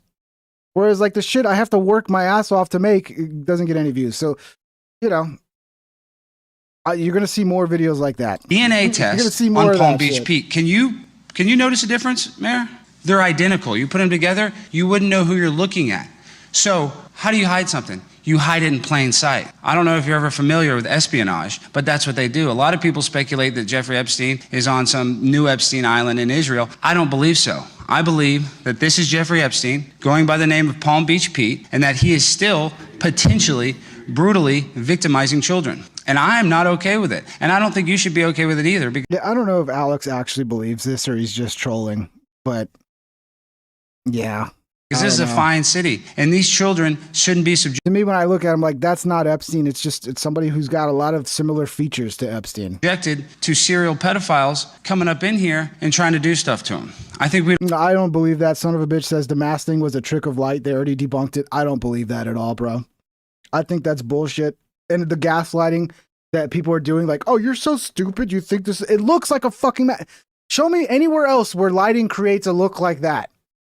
Like, yeah, you would have a dark spot that would look weird, but not like that. I mean, we're going to get into that. I got an update on that. We'll get to that next. We all agree on that. That's a bipartisan thing. So we need to investigate Palm Beach Pete with a DNA test, because I believe that Jeffrey Epstein is still alive. Now, can you guys spot? Yeah, Night Watch. That's the biggest mistake you can make these days, Night Watch, is to put a lot of work into something on YouTube. That's not the meta. The meta is, just clickbaity fucking. How quick can I make it and put it out there and make sure you're one of the first to some like breaking news, right? Because if that's the other thing, like MMA KO is good guy. He was helping me with edits, and there would be like some sort of like thing that happened that I covered in the show, and it's like I would be like, yeah, that would be something that gets views. Make an edit of that, but it takes time. He wanted to do good edits and like make it great, and it would take a few days, and it's like, dude, that window's passed already. It's got to be right when it fucking happens. You got to put it out as quick as possible so people click on it. Otherwise, a day later, it's gone. No one gives a fuck. They already got their fix from somebody else. That's the way it is now. Like low effort, you make as much as possible, as low effort as possible, and that's the meta now. It almost feels like YouTube will actually fucking punish you for putting work into something. The difference of these two pictures? No, you cannot. They are identical. So I have evidence that Jeffrey Epstein. Yeah, tell me the title of the video, son of a bitch. If you know the title, I'll pull it up on YouTube, because you can't paste a link in here. But if you give me the exact title, I can find it. Is walking amongst us right I'd like to see it now. And I implore this council to investigate Palm Beach Pete, because Jeffrey Epstein is still alive. Thank you very much. Thank you.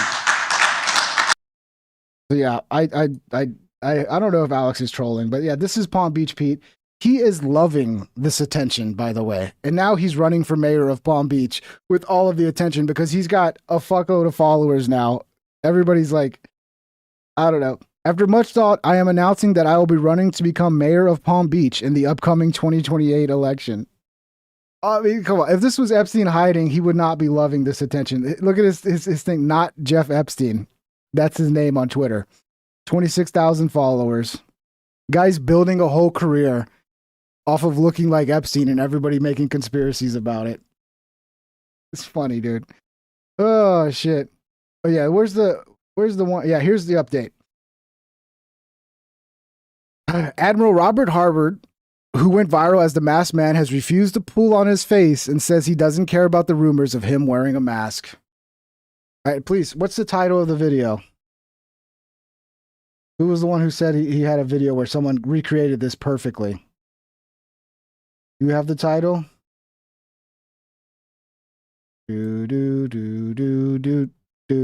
of a bitch. Do you have the title, son of a bitch? Son of a bitch. So I'll pull it up. Yeah, this is the latest. I wanted to bring up this. And they're going to gaslight us and be like, oh, you're so stupid. You think that looks like a mask? It's like, look, even if it's not and it's lighting, you would have to admit, it's a little crazy how much that lighting error makes him look like he's got a flap right here of a mask that he could pull up. Like, give me a break, bro. That is an insane, like, they have lighting created. And then look at him here. Okay. Look at him. Yeah. Right here. The smooth, like, to me, I still think they put an AI filter on him. There's no way. Okay. So like maybe it's lighting, but then what happened to all of his wrinkles? Where's the wrinkles? Look, where's the wrinkles on his forehead? Where's all the chin fucking turkey neck shit? All that shit went away. So to me, what I still believe is the case is I think they used an AI filter. You have it on a lot of programs. Like, I've seen it like on StreamYard. You can turn on a filter that like smooths things out. So like, it's like, makes your face look better and it just clears. So like, I think that's what they're doing. They couldn't do makeup, so they put on some AI filter to make him look better. And I think that maybe that played a role with bad lighting as well, that the AI filter fucking made a neck hole or some shit. I admit it looks crazy, but I swear it's the lighting. I was on your guy's side until I saw this video. I'm looking for it. Give me a minute. Okay, well, I'll try to search it. Before we even talk about Iran, everybody, I mean, you broke the internet known as Mask Man. Can you pull on your face or something for me, sir? What was going on there? Grant, it's just a distraction from the important subject we want to talk about, Iran. And at a time like now, we need to be focused on that problem with the president. He's got a challenge on his hand. Got a Admiral, hold on a second. You realize if you answer like that, this is going to send the internet into the stratosphere if you don't tell me what was going on. And you know I love you, and I know you're an American hero, and I don't think you were wearing a mask. But just tell me something so I can let the internet be happy, and then we can move on here. Yeah, that's the other part that pisses me off. The gaslighting, like we're all fucking stupid for pointing out something very obvious, which is, yes, this looks like a mask. You can say it's not, you can say it's lighting, you can say it's an AI filter, but to say it doesn't look like he's wearing a fucking mask, that's just bullshit, okay? And then you got to admit all the other shit going on here, where his wrinkles here are gone, his wrinkles here and here are gone, his turkey neck is gone. Something's up here. I still think it's a filter. Grant, the internet's not and my I can't problem. find it. Okay, I'm here to talk about Iran. The internet's going to do what the internet wants to do, and I'll let it be at that. But let's not lose track of what's. Yeah, there's too many videos, son of a bitch. I can't find anyone that's like a recreation or debunked in the title. So I mean, it'll take forever to find it for me. So if you find it, please let me know. Important here, where we are with Iran. Hold on, real quick. Can you just give me a tug and then I'll move on? Just Grant, one little. Well, he's clearly not wearing the mask now, dude. All right, because he looks back to like how he normally looks, with the wrinkles and the fucking turkey neck. So yeah, clearly he's not wearing the mask now. Or they got a better mask. No, you're not going to get anything out of me. I'm not going to justify any of that. I think I found at Pink Trip during the Rona years, actually. Do you remember the chat down lockdown chat downs? I was pretty fucking prophetic in those lockdown chat downs during COVID. Right when we went into lockdowns, I did some live streams, and a lot of people were talking a lot of shit. I'm a grifter, blah blah blah. I actually predicted a lot accurately during those streams, and yeah, if you remember, I was totally against the lockdowns from the very beginning because it was fucking retarded, and it was proven to be retarded. But everybody was scared. I don't want to die, so they fell for the bullshit. All right. Just so everyone out there knows, I tried with unlike Fox News, they didn't ask you about it, which was crazy. I think there's like 60 million, 80 million views on this thing. But I'll let you off the hook, Admiral, because you are. Yeah, look, okay. All this, like, it's hard to tell here because it's so grainy, but like he's got all these wrinkles that were gone. This whole turkey neck thing was gone. But yeah, I mean, they might be using a filter here. It's just, properly applied. But yeah, he looks like he's normal here. Any luck finding that? I want to see that clip. If somebody recreated it, because that's the other thing. Like, if you're telling me this is a lighting error, there should be other instances of this error happening where somebody looks like they have a fucking mask on. Or like, it's not like just that their face looks like a mask. It's like there's like a flap here, where the mask is like popping up. But yeah, I mean, if you can find that, let me know. Here's one that's claiming to debunk it. So by now, you've probably seen the interview on Fox News with the guy that looked like he had a mask on. This guy here. His name is Vice Admiral Robert Harland, okay? And he appeared on Fox News channel earlier this week. And it went pretty viral because it was very strange looking. It literally looks like he's got a mask on here by his neck. But Fox News has come forward to talk about the situation. So this is what has been said, okay? So some people say that Navy Vice Admiral Robert Harland is not wearing a mask. It is referred to in production circles as video art. Son of a bitch. I'd love to see that because I've not seen it. If somebody could recreate it, I'd love to see it. Artifact. So basically, So they're if you can saying find the that video, his just mouth please let me know the glitched title. into his neck. However, after seeing the video go viral, the network has made a statement stating that it was to do with the lighting conditions. So the Vice Admiral Robert Harward appeared on Fox News Channel. Because I find it hard to believe. Like, I'd understand if there was like, it just was a black hole there that looked weird because like there would be a shadow there. But to have that line and it to actually look like the bottom of a mask because of lighting, that's so hard to believe. Earlier this week via remote mobile camera. If there's also AI artifacting, yes. If there's also an AI filter on there, then I can believe it. Operated by an outside vendor. So they were like in a van recording this. So I don't get this part, but it says during the interview, lighting conditions in the van contrasted with the Vice Admiral's jacket, which caused a shadow to appear on his neck. They continued confirming that no such shadow was visible on his neck. So are they saying it was a shadow or it wasn't? I'm confused by that. Anyways, they continue. The former U.S. Navy admiral then appeared on the network again on Friday, which was yesterday, to take part in the story, yet again speaking about the same stuff. And this time, there was no shadow. In 2017, it was reported that the president had offered a role of national security advisor to Harward. However, it took him some time to think about it, which surprised the president, and I don't think he took it. So there's speculation about that too. You know what I mean.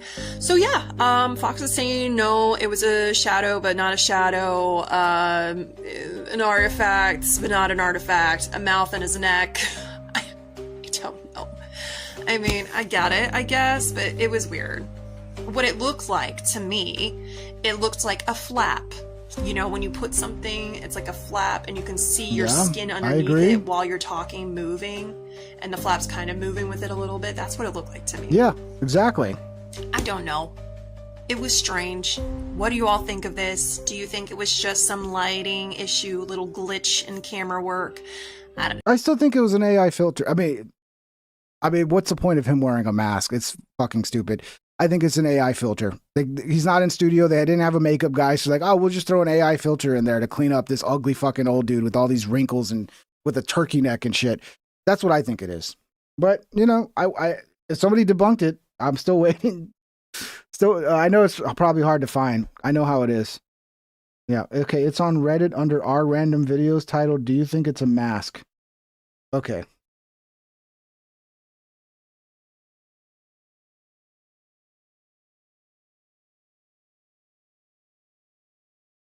All right, give me a second. Let me pull this up.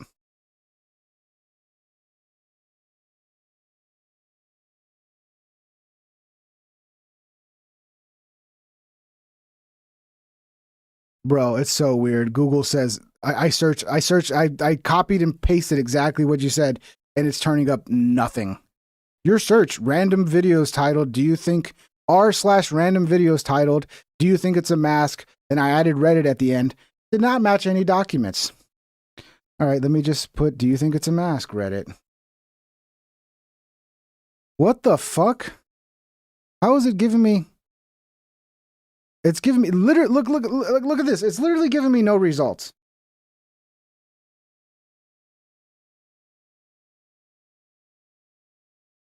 This is the only result it's getting. And I had to fucking change it. If I actually paste what you told me to put in there, I mean, dude, Google search is so fucking dead, bro. Like literally nothing. R random videos. I guess I gotta go find fucking R random videos. I mean, I don't use Reddit, so maybe I'm not typing this shit in right. R random videos. Okay.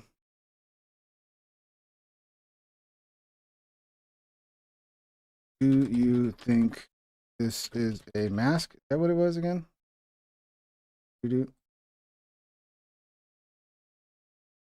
Okay, I think we got it. Do you think it was a mask? Okay. Man, retired Vice Admiral Robert Harward went on Fox News. And people aren't just suspicious of the shadows on his neck. It's now a fact in circles on the left and right that this is someone in a mask. No, it's not. For me, I never said it's for sure in a mask. When I made my video, I said very simply, what do you think it is? Is it a mask? Which I don't think it's a mask. Is it a lighting fucking glitch effect issue? Or is it an AI filter? And I still think it's an AI filter. Maybe this guy will prove me wrong. The whole scene out of the original Mission Impossible, that's real. Whatever was happening at the bottom of the neck there was flopping and moving. In this video, I'm going to ruin the fun. As now, a practical demonstration. In creating this unintended effect, the van likely had a light at a 45-degree angle above its subject. By itself, that light creates a lot of shadows underneath the chin. So, to counter... How do I get the fucking... Oh, okay, great. So there's two of them. Okay, I can't get rid of that one. Rack that, they probably got a fill light. Also at a 45-degree angle, but from below. And so now we end up with this shadow around my collar. No, come on. That's not the same. That is not the same. That is not the fucking same, bro.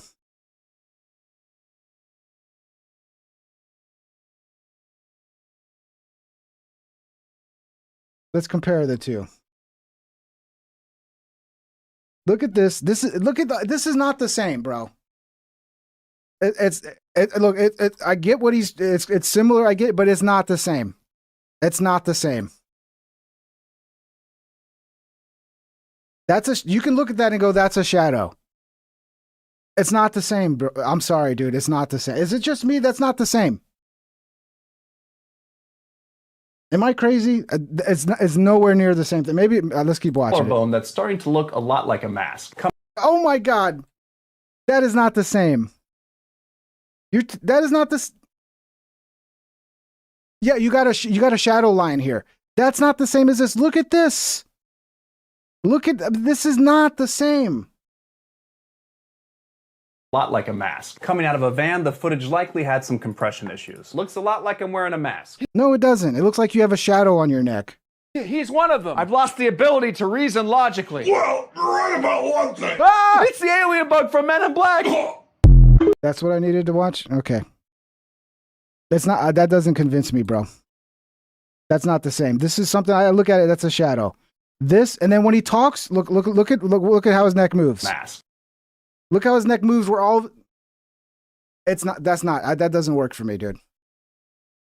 To be honest, that actually debunks to me that it's a light, because it's nowhere near the same, guys. This is not the same.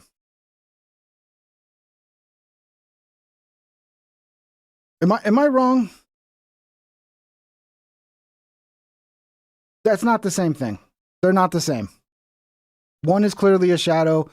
This is something else, dude. This is something else. This is... I don't know. What do you guys think? Does this debunk it, or am I crazy in saying, no, this does not debunk it? This is not the same.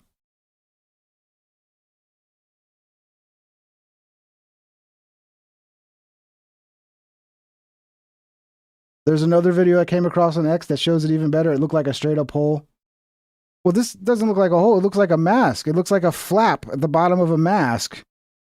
And the detail of how much it looks like a flap goes way beyond just being a shadow, where this is clearly a shadow. I look at this and my brain goes, okay, that's just a dark patch. And this, my brain looks at this and this is a flap. This is a piece of like latex hanging off. Bro, it literally looks like a mask, not AI. Yes, it does literally look like a mask. I've said that 100 times. But I still think it could be an AI filter. Because why would he... I mean, if this guy is so insecure about his face and the fact that he's got a turkey neck and a bunch of wrinkles, that he's going to wear a latex mask to cover up his old face, maybe. But what's the point of wearing a mask? Okay, I mean, maybe it's not even him. Maybe it's somebody else. But yet the latest interview we see, it's clearly he's not dead. In this interview, this is him. He looks exactly like he did in all of his other interviews. So he's clearly alive, not dead, still doing interviews. So why show up and put a mask on? I mean, people use AI filters, bro. It's a big thing. It's a big thing. All these programs where they do these like remote interviews, StreamYard, all of them, they all have these AI filters now to smooth you out. So maybe you had the lighting issue along with the AI filter, and the lighting issue caused the AI filter to glitch out even more. Or maybe he's wearing a latex mask because God knows why. But yes, it looks like a fucking mask. It looks absolutely like a latex mask that's coming off at the bottom. That's what it looks like. I don't know. This doesn't debunk it to me, bro. I'm sorry. It just doesn't. All right, let's do a poll. Let's do a poll. Let's see. I want to see what you guys think.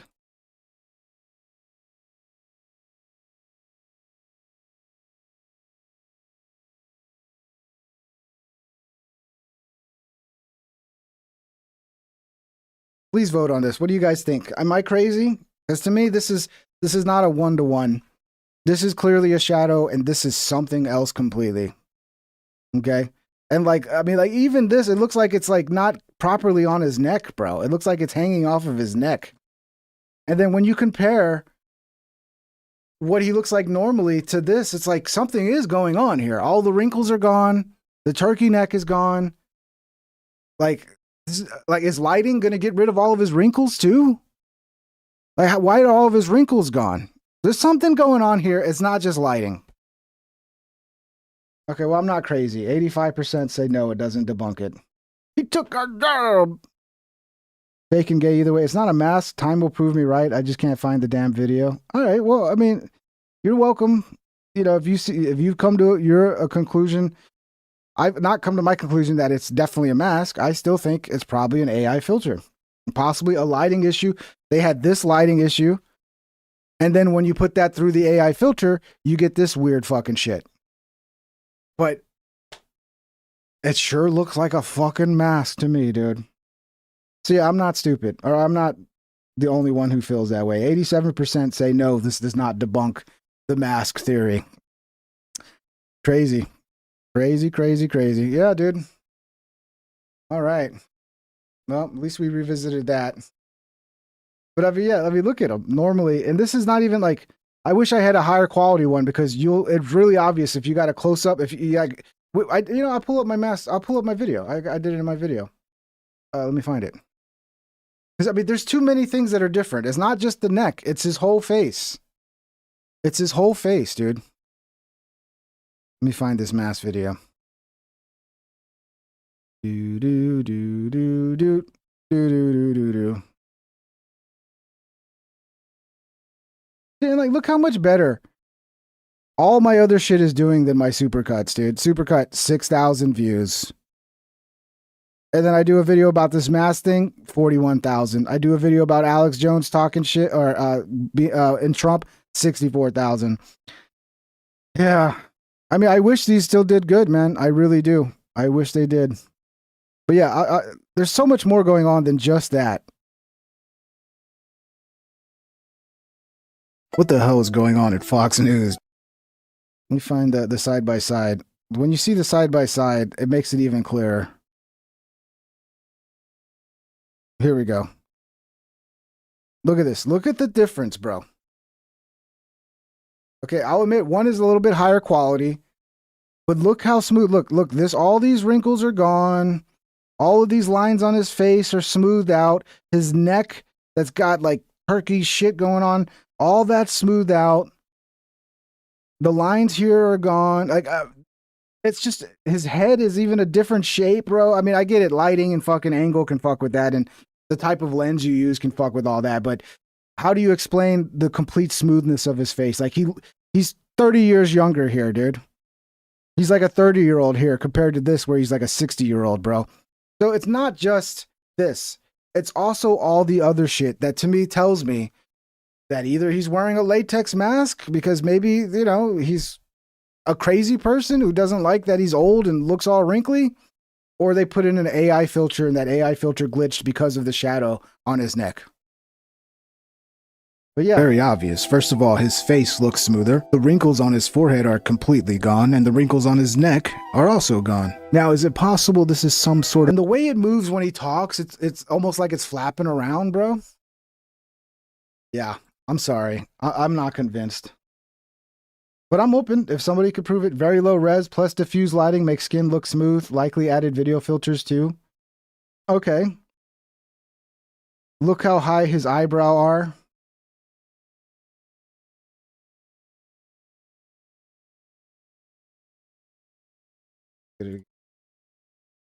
Yeah, his eyebrows are. He don't even have eyebrows, bro.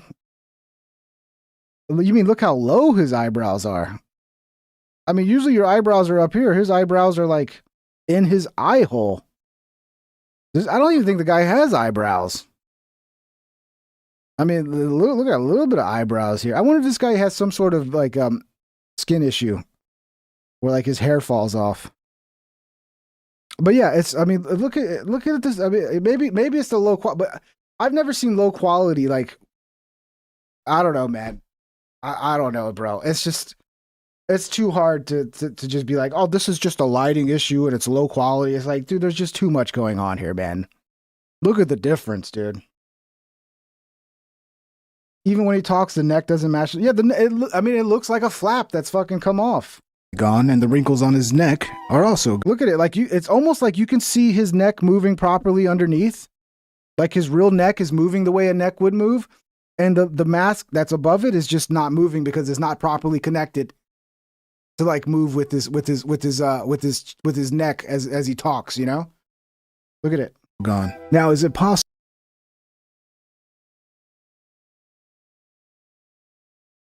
This looks exactly like he's wearing a mask and somehow forgot to. It's like his neck's moving properly underneath, but the mask has come off, so the mask is just sitting there as his neck's moving underneath. I don't know, dude. They think we're dumb. I don't know. I mean, the conspiracies are pretty wild because it's like, okay, did they kill this guy and replace him with somebody who will say all the things that Israel wanted him to say? But no, he's still alive. Unless the new guy is just a better mask. Like, oh, we need to get a mask that has all the fucking proper wrinkles. We didn't have enough time to make a proper mask. I don't know, man. But it's fucking crazy, dude. All right, we've been here for what? What have we been here for? 3.5 hours? This has been fun. I'm going to try to do another show tomorrow. Because I got to make up. I can't guarantee it, but I'm going to try. It might be earlier in the day. I don't know. Again, follow the Discord if you want to make sure to get notifications for the show. I always alert everybody on Discord when I schedule the show. And yeah, thank you guys for the support. Let's see where we're at here. Did we hit 100 likes yet? Perfect. 100 likes. You guys are the best. 11 new members. Thank you guys. A ton of super chats. You guys went crazy with the super chats today, dude. Thank you so much. Off the charts. And I'll try to do a show tomorrow as well. And then next week, it's a whole different story. I don't know how much I'll be able to do next week. But tomorrow, I will try my best to do another show. Much love, everybody. Motherfucking Damien with 5. Which was worse? Which was the worst mask? Baldy Supreme here or fake Biden from the interview? I don't know. Fake Biden is pretty interesting. Here, I got to get this on another one. So actually, there we go. I mean, there's some weird shit with Biden. MFN Damien super chatted $5. Which was the worst mask? Baldy Supreme here or fake Biden from the interview? The tall Biden. That was some weird shit. All of a sudden, he's like super tall. I wouldn't be surprised if they had a Biden double for like when he was like really having a bad day. They just bring in the double.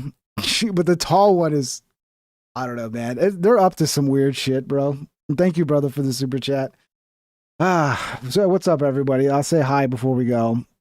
Let's see what we got here. Night Watch. Check me out, Pink Trip. Appreciate you, brother. Yeah, check out Night Watch and 8. I think he's got a podcast, right? Yeah, go check out his podcast, bro. YouTube's not giving it any fucking love, bro.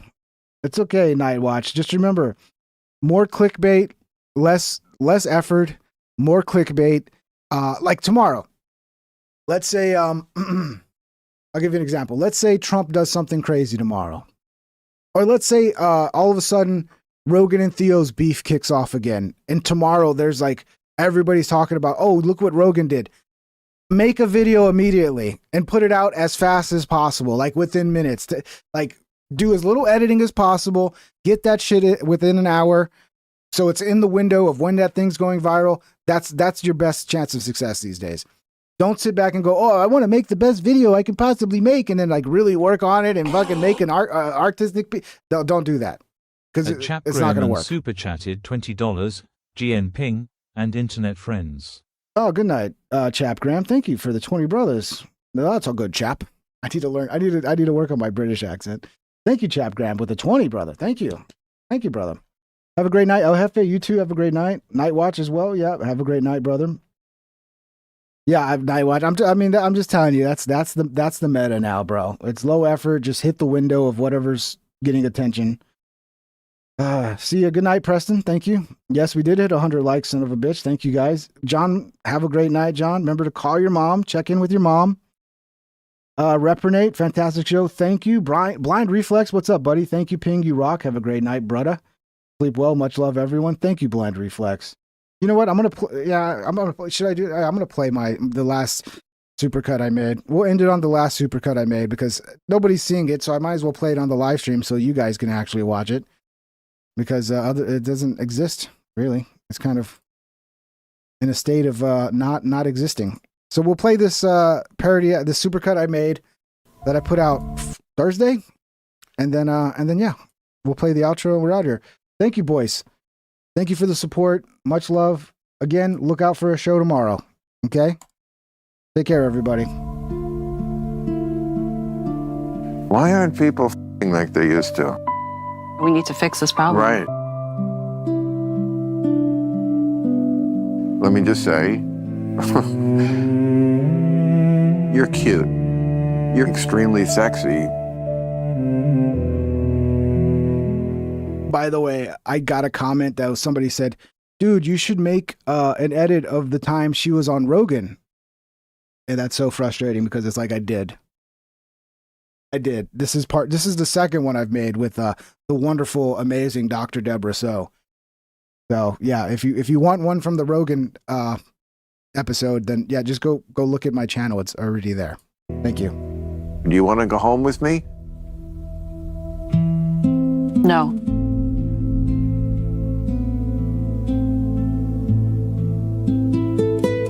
I'm just trying to make you come. I can do that with my dick. I've never seen it not bring a smile to someone's face. Look, I'm not into it, you know? Right. You don't have to check with what the right answer is. It just is, and you know it is. You'd love it. I want your hands on me. I want to feel that.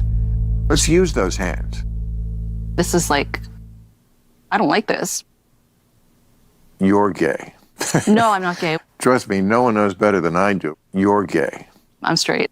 I strive for a man who is over 6 feet tall, makes over 6 figures annually, and has a penis that is larger than 6 inches. She doesn't really think that way, I don't think. That's an edit. Just FYI, this is a parody. It's not, doesn't represent reality at all. I've made a bunch of Mike Tyson edits, Sir Christopher. What you guys got to do is you got to go to my channel, go to the playlist, look for the playlist that says Supercut. All the Supercuts are in there, okay? And there's a fucking ton of them. And a lot of the ones that people request, I've already made.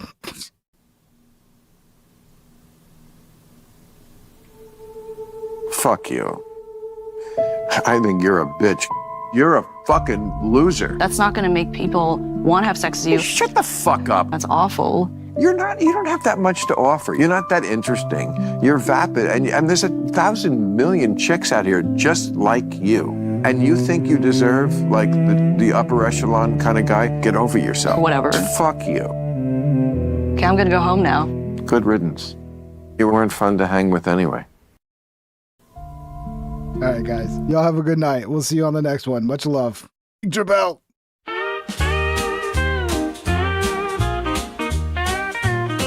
Please subscribe and hit the like and ring that bell if you want notified. Here's some other videos to watch that you might like or you might not. Have a great day, my internet friend. I hope I'll see you once again.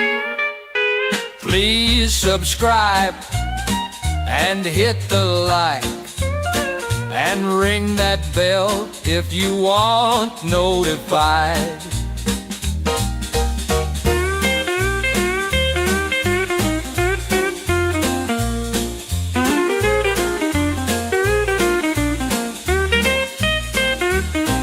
a great day, my internet friend. I hope I'll see you once again. Please subscribe and hit the like and ring that bell if you want notified.